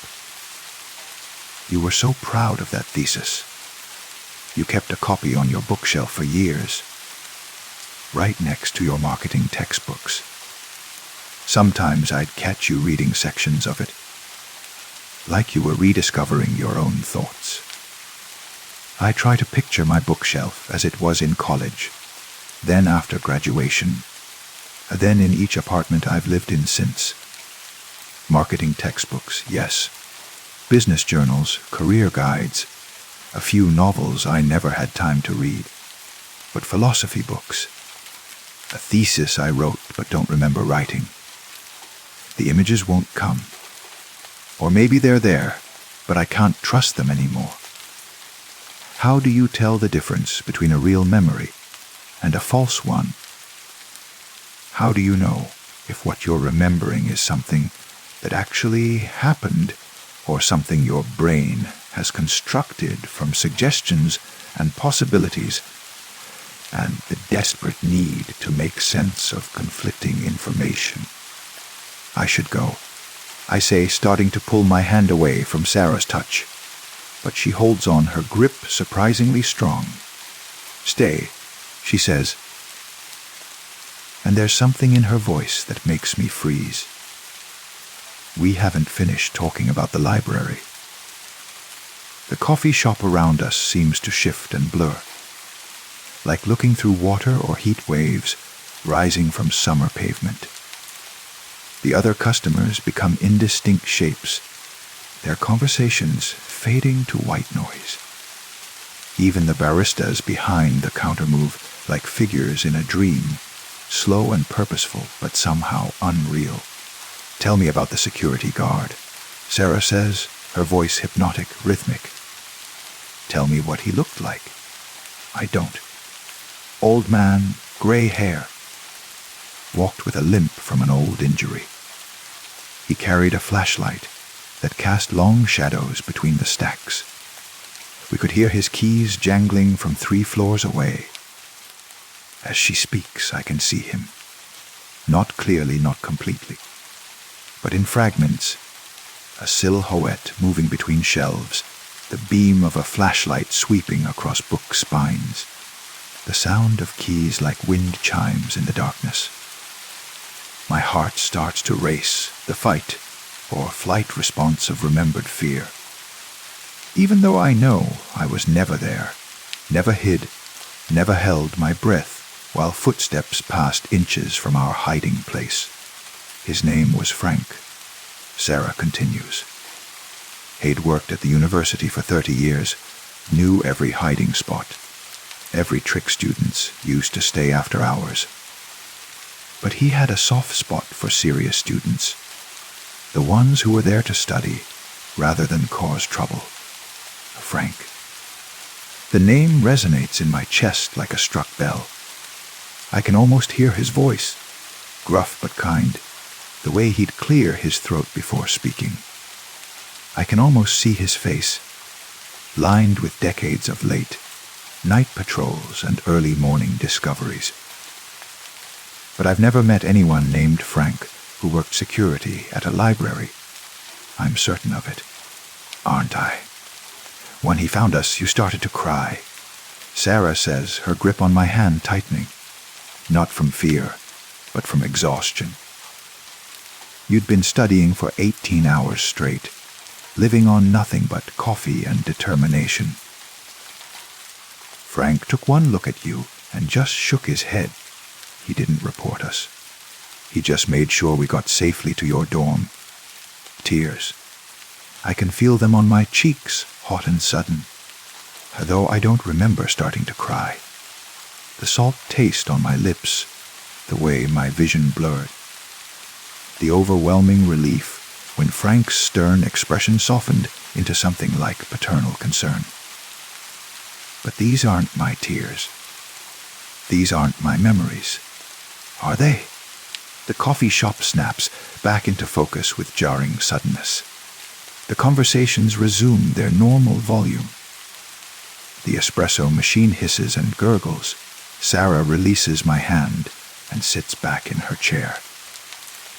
But she's still watching me with those knowing eyes, as if she can see straight through to the parts of myself I've forgotten or never knew existed. You look tired, she says gently. Maybe you should get some rest.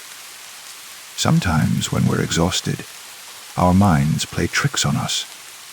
We forget things that happened or remember things that didn't. I stand on unsteady legs, my body feeling foreign and unreliable. I need to go. Of course. Sarah's smile is understanding, almost maternal, But think about what I said. Sometimes the things we forget are the most important things of all. Walking home, I try to reconstruct my college years with methodical precision. 4 years, 8 semesters, specific classes with specific professors in specific buildings. Marketing 101 with Dr. Peterson, statistics with Professor Chang, consumer psychology with Dr. Williams. Each memory feels solid, real. I'm grounded in documentation and transcripts and photographs. But now there are gaps I never noticed before, empty spaces where other memories might fit, times I can't account for, hours that might have been spent in library stacks or philosophy seminars or late night conversations about existence and meaning. At home, I pull out my college photo albums, searching for evidence of the life I remember versus the life Sarah described. Here I am at graduation, smiling in my cap and gown. Here I am at various parties and study groups and campus events. And there, in a photo I'd forgotten about, I'm wearing the blue cable knit sweater, my sleeves pulled down over my hands in a gesture that looks defensive and nervous and utterly familiar. But I can't remember when the photo was taken, or who took it, or what I was doing that made me pull my sleeves down like that. The image exists, proof of something, but I can't decode what it proves. That night, I dream of libraries and locked doors, of hiding in shadows while footsteps echo in the darkness. I dream of studying books I've never read, of understanding concepts I've never learned, of writing papers that argue points I've never considered. In the dream, I'm both myself and someone else, living a parallel life that runs alongside my real one like a reflection in dark water. When I wake, there's a thesis on my nightstand, bound in blue covers, my name on the title page, pages filled with handwriting I recognize as my own. The existential consumer bad faith and the marketplace of identity. Dated 2 years before I graduated, signed by professors I've never heard of, approved by a committee I never faced. I pick it up with trembling hands, feeling the weight of it, the reality of it. The pages are real. The binding is real. The ideas contained within are complex and sophisticated and completely foreign to me. But the handwriting is mine. Every loop and flourish, every crossed T and dotted I, unmistakably mine. I open to a random page and begin to read my own thoughts about authenticity and self-deception, about the ways people lose themselves in the roles they play and the things they buy. The words are elegant, insightful, written by someone who understood philosophy in ways I never have, written by someone who was me, but isn't me anymore. Or perhaps I'm the false one, the constructed identity built from incomplete memories and wishful thinking.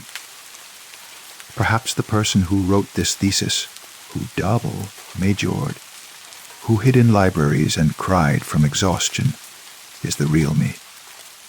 The me I forgot how to be.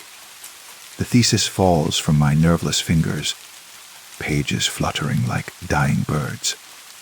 Outside my window, the sun is rising on another day in a life I'm no longer sure belongs to me.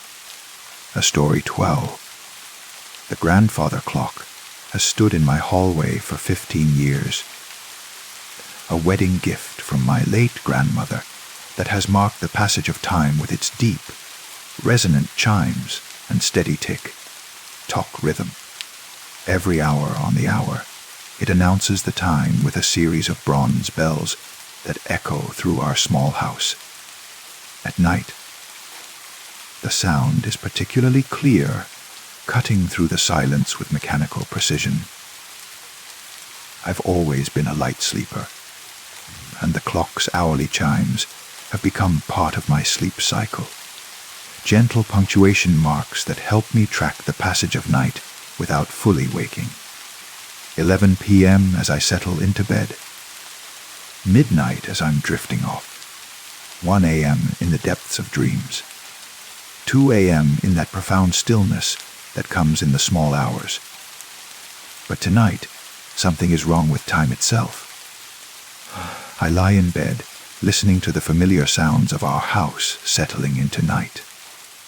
The refrigerator hums its mechanical song.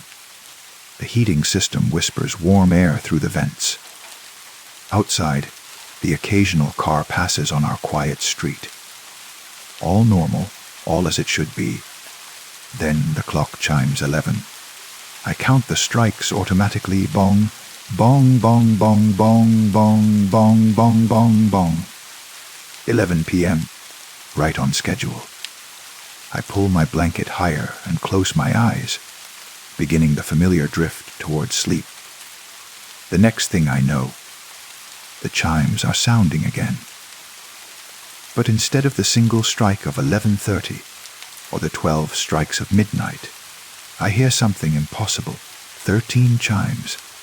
Bong, bong, bong, bong, bong, bong, bong, bong, bong, bong, bong. I sit up in bed, fully awake now, counting again to make sure. 13 strikes. But that's impossible. The clock only chimes on the hour, never on the half hour, and no hour has 13 o'clock. I look at the digital alarm clock on my nightstand. 1200 a.m. Midnight, exactly as it should be after 11 p.m. But 13 chimes suggests something else entirely. 100 p.m. the next day.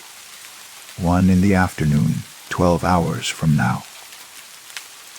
The clock seems to have skipped ahead, jumping over the entire night and most of the following morning in the space of an hour.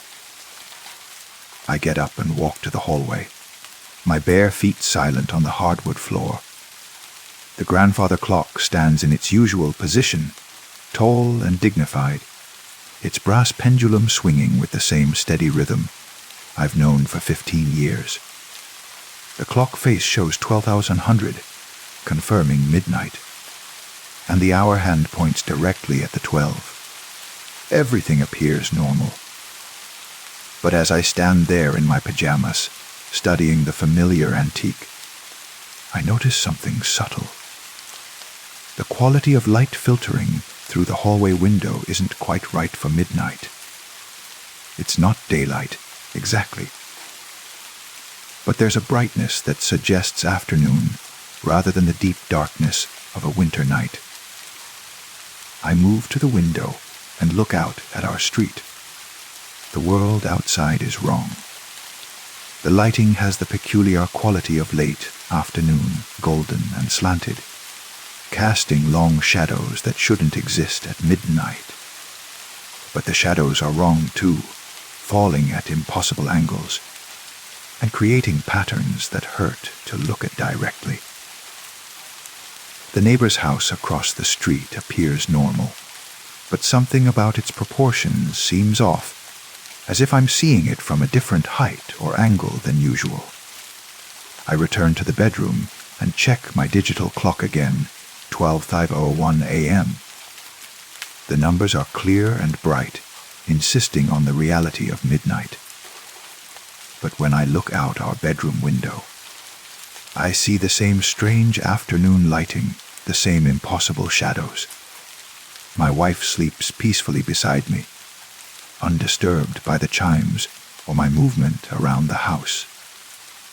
Her breathing is slow and regular, and when I gently touch her shoulder, she doesn't respond.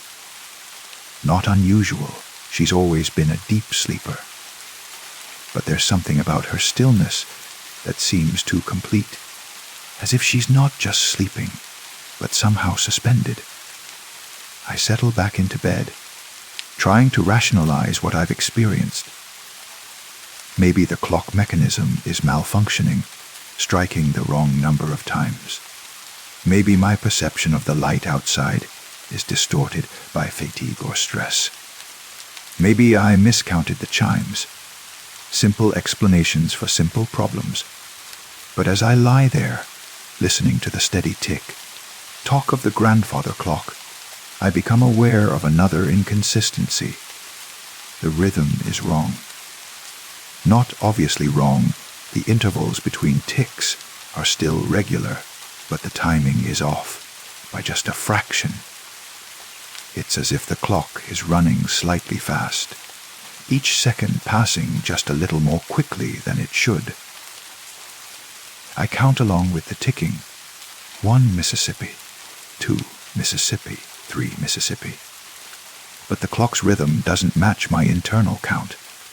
It's subtle, barely noticeable, but definitely there. Time is moving faster than it should, seconds compressed into smaller spaces, minutes racing past without my awareness. The next chime comes sooner than expected. I check my digital clock 12:47 a.m., but the grandfather clock strikes 14 times. Bong, bong, bong. Bong, bong, bong, bong, bong, bong, bong, bong, bong, bong. 14 o'clock, 2 in the afternoon of tomorrow. Now I'm truly awake. Adrenaline cutting through any remaining drowsiness. I grab my phone from the nightstand and check the time. 12:47 a.m., confirming the digital clock. But I also notice something else. No signal bars, no cellular connection. The phone shows no service in the upper left corner, though our area has never had coverage problems. I try connecting to our home Wi-Fi, but the network doesn't appear in the available connections list. The phone sees no networks at all, as if all the wireless signals in our neighborhood have simply vanished. Back to the hallway, back to the grandfather clock. I open its glass door and examine the mechanism inside, the brass pendulum, the weights. The complex array of gears that translate the passage of seconds into the movement of hands. Everything looks normal, but when I listen carefully, I can hear something beneath the regular ticking. A faint humming, like electricity, like the sound of power flowing through circuits. But the clock is mechanical. It has no electrical components, no circuits, no source of power other than the weights that descend slowly over the course of a week. There should be no humming, no electronic sounds at all. I touch the brass pendulum, stopping its swing. The ticking ceases immediately, as it should, but the humming continues. And now I can hear something else, a very faint sound like wind, like air moving through a narrow space. I lean closer to the clock's interior, listening. Voices, barely audible, but unmistakably human voices speaking in the distance. Multiple speakers, overlapping conversations that I can't quite make out. The sound seems to come from within the clock mechanism itself, as if the gears and springs are somehow conducting voices from somewhere else. I release the pendulum, and it resumes its swing. Tick-tock, tick-tock, but faster now, definitely faster than before. The voices fade back into the electronic humming, but they're still there, still speaking their distant words. The next chime arrives even sooner. My digital clock shows 1:23 a.m., but the grandfather clock strikes 15 times. 3 in the afternoon of tomorrow. The acceleration is increasing, each hour passing more quickly than the last. I try waking my wife again, shaking her shoulder more firmly this time. She stirs slightly but doesn't wake, making a soft sound of contentment and settling deeper into sleep. Her face is peaceful, relaxed, and when I check her pulse, it's slow and steady. Normal sleep, nothing wrong, but she seems untouchable. Existing in a different layer of reality, where 13 o'clock and afternoon shadows at midnight are just components of ordinary dreams. The light outside continues to brighten with each accelerated hour. When the clock chimes 16 times, 400 p.m. tomorrow, I can see actual sunlight streaming through our windows, golden and warm. But the quality is still wrong, still alien. The light doesn't behave as sunlight should, creating edges and contrasts that seem to shift when I'm not looking directly at them. I walk through our house, checking other timepieces. The microwave clock shows 1:47 a.m. The coffee maker shows 1:47 a.m. The cable box display shows 1:47 a.m. Only the grandfather clock insists on its impossible afternoon hour, racing ahead through time that hasn't happened yet. But as I complete my circuit through the house, I notice that the digital displays are beginning to flicker. Subtle at first, barely noticeable variations in brightness, then more pronounced, as if the power supply is becoming unstable. The numbers seem to waver, occasionally showing different times for split seconds before returning to 1:47, then 1:48, then 1:49. The grandfather clock chimes 17 times. 5 p.m. tomorrow. The flickering of digital displays becomes more pronounced, and I can hear a faint buzzing from electrical appliances throughout the house. The refrigerator's hum changes pitch. The heating system's fan speed varies randomly. Everything electronic in our home is becoming unstable, as if the wrong time being kept by the grandfather clock is somehow affecting the electrical flow. I consider calling someone, the police, a repair service, anyone who might have experience with temporal anomalies and malfunctioning antique clocks. But my phone still shows no service, and now its screen is flickering too, showing impossible times and dates in rapid succession before going black entirely. The voices from within the grandfather clock are becoming clearer. I can make out individual words now, fragments of conversations that seem to be taking place in the same house, but at different times. My own voice, speaking words I don't remember saying. My wife's voice, having conversations I don't recall. Echoes of past and future occupying the same space, all playing simultaneously through the clock's mechanical amplification. The time is wrong. I hear my own voice saying, "Has to be a malfunction." My wife's voice, though she's still sleeping. Can't turn it back. An older voice, perhaps my grandmother's, though she's been gone for 3 years.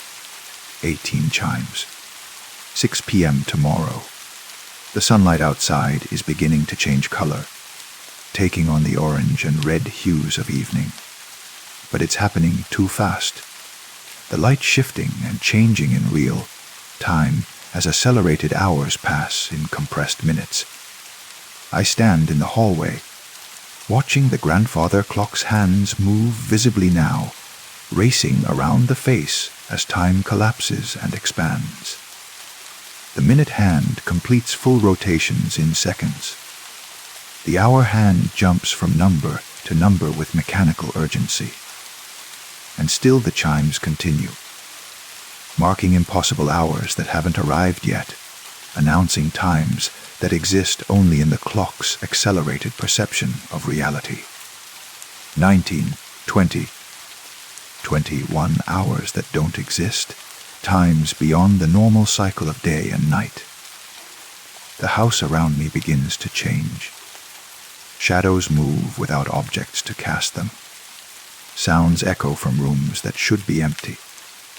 The familiar becomes strange as past and future bleed through the present moment, all synchronized to the impossible rhythm of the grandfather clock. I reach for the clock's glass door, intending to stop the pendulum again, to halt this acceleration through non-existent time. But my hand passes through the glass as if it weren't there. The clock has become intangible, existing in its own temporal space, where normal physical laws no longer apply. 22 chimes, 23, 24. And still time races forward, carrying me into hours that shouldn't exist, guided by a grandfather clock that has forgotten how to tell time properly. Or perhaps has learned to tell time too well, revealing the hidden hours that exist in the spaces between seconds, the lost minutes that fall through cracks in the normal flow of time. The last thing I remember clearly is the sound of 25 chimes, marking an hour that has never existed at a time that will never come. After that, everything becomes a blur of accelerated moments and compressed eternities, all kept in perfect time by a grandfather clock that knows more about time than time knows about itself. Story 13. The alarm clock's shrill cry pierces through the fog of sleep, and I jolt upright in bed. The red digits burn into my retinas 3:17 a.m. My heart hammers against my ribs, that familiar panic of waking too early, too suddenly. The room is bathed in the pale blue glow of streetlights filtering through thin curtains, casting long shadows that seem to shift and breathe in the corners of my vision.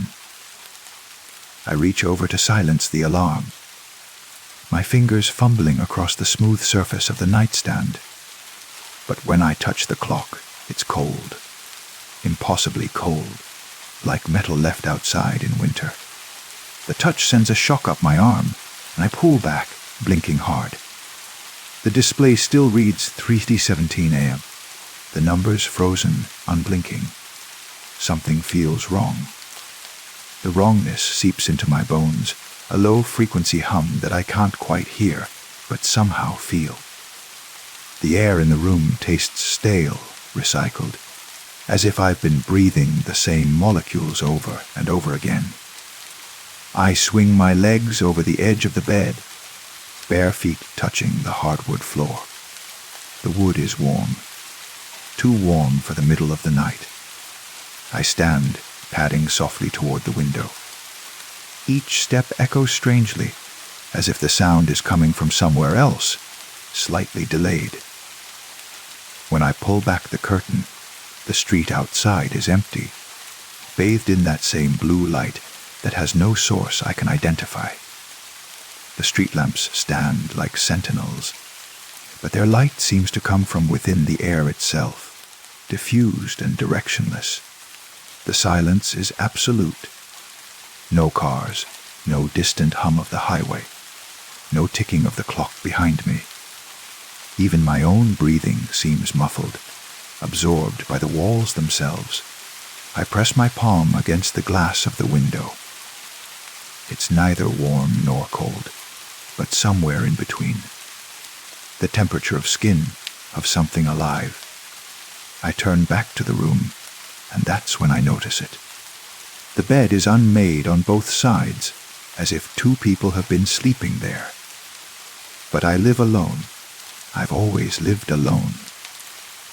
The pillow beside mine bears the clear impression of a head, and when I lean closer, I can smell something, not unpleasant, but foreign, like rain on summer concrete, like the inside of an old book.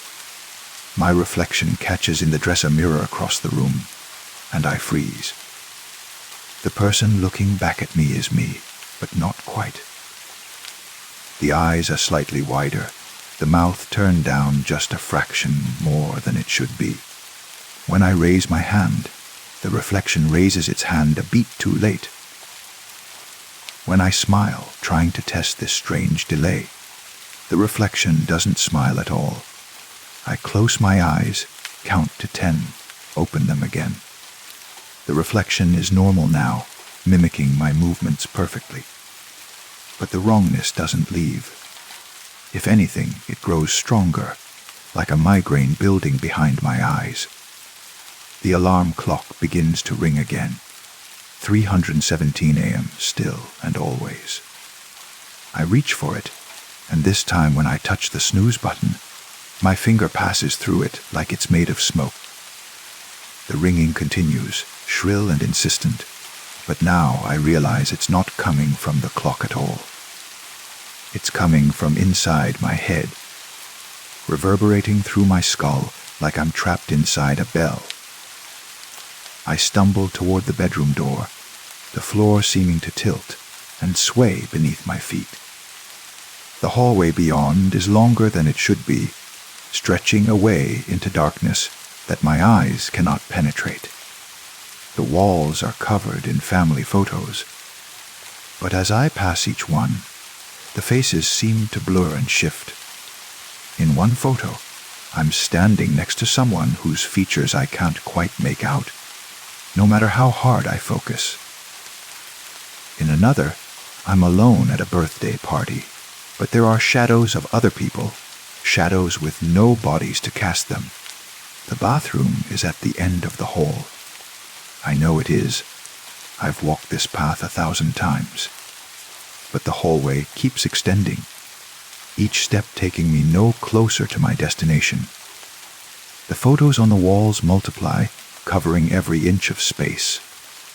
All of them feature me, but in places I don't remember visiting, with people whose faces dissolve the moment I try to see them clearly.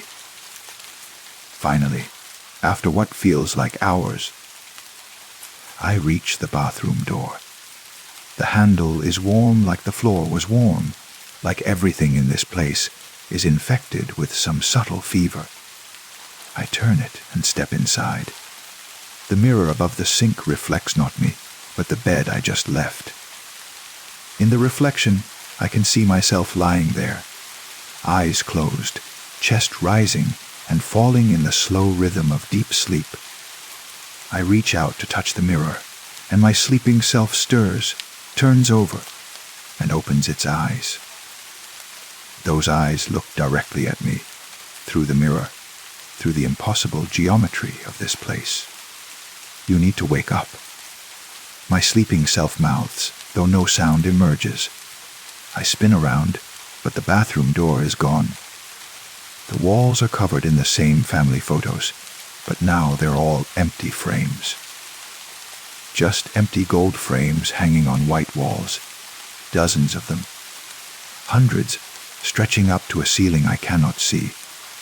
The alarm is still ringing in my head, and I realize I've been hearing it for much longer than I thought. Days maybe. Weeks. How long have I been in this room, this hallway? This mirror, world of almost, bright reflections and 2 warm floors.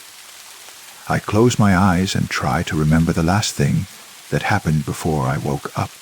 There was something, a car ride, a conversation. The harder I try to grasp the memory, the more it dissolves, like trying to hold water in cupped hands. When I open my eyes, I'm back in the bedroom. The clock reads 3:17 a.m. The bed is unmade on both sides.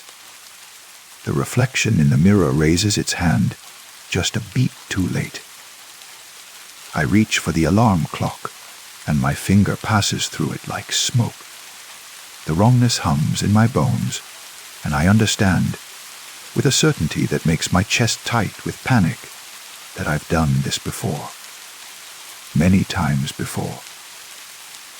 The walking, the mirror, the empty frames, the return to this bed with its impossible second pillow. But understanding doesn't help. Knowledge doesn't break the cycle. I sit on the edge of the bed and listen to the alarm that isn't ringing. Look at the clock that will never change. Taste the stale air that I will breathe forever. Outside the window, the blue light continues to shine from its sourceless sky. The street remains empty, waiting for morning that will never come. And somewhere, in some other room, in some other version of this night, I am sleeping peacefully, dreaming of waking up. The thought occurs to me that maybe I'm not the one who's dreaming. Maybe I'm the dream. The alarm clock's cry pierces through the fog of sleep, and I jolt upright in bed. The red digits burn into my retinas, 3:17 a.m. My heart hammers against my ribs, that familiar panic of waking too early, too suddenly. But this time, something is different. This time, I remember.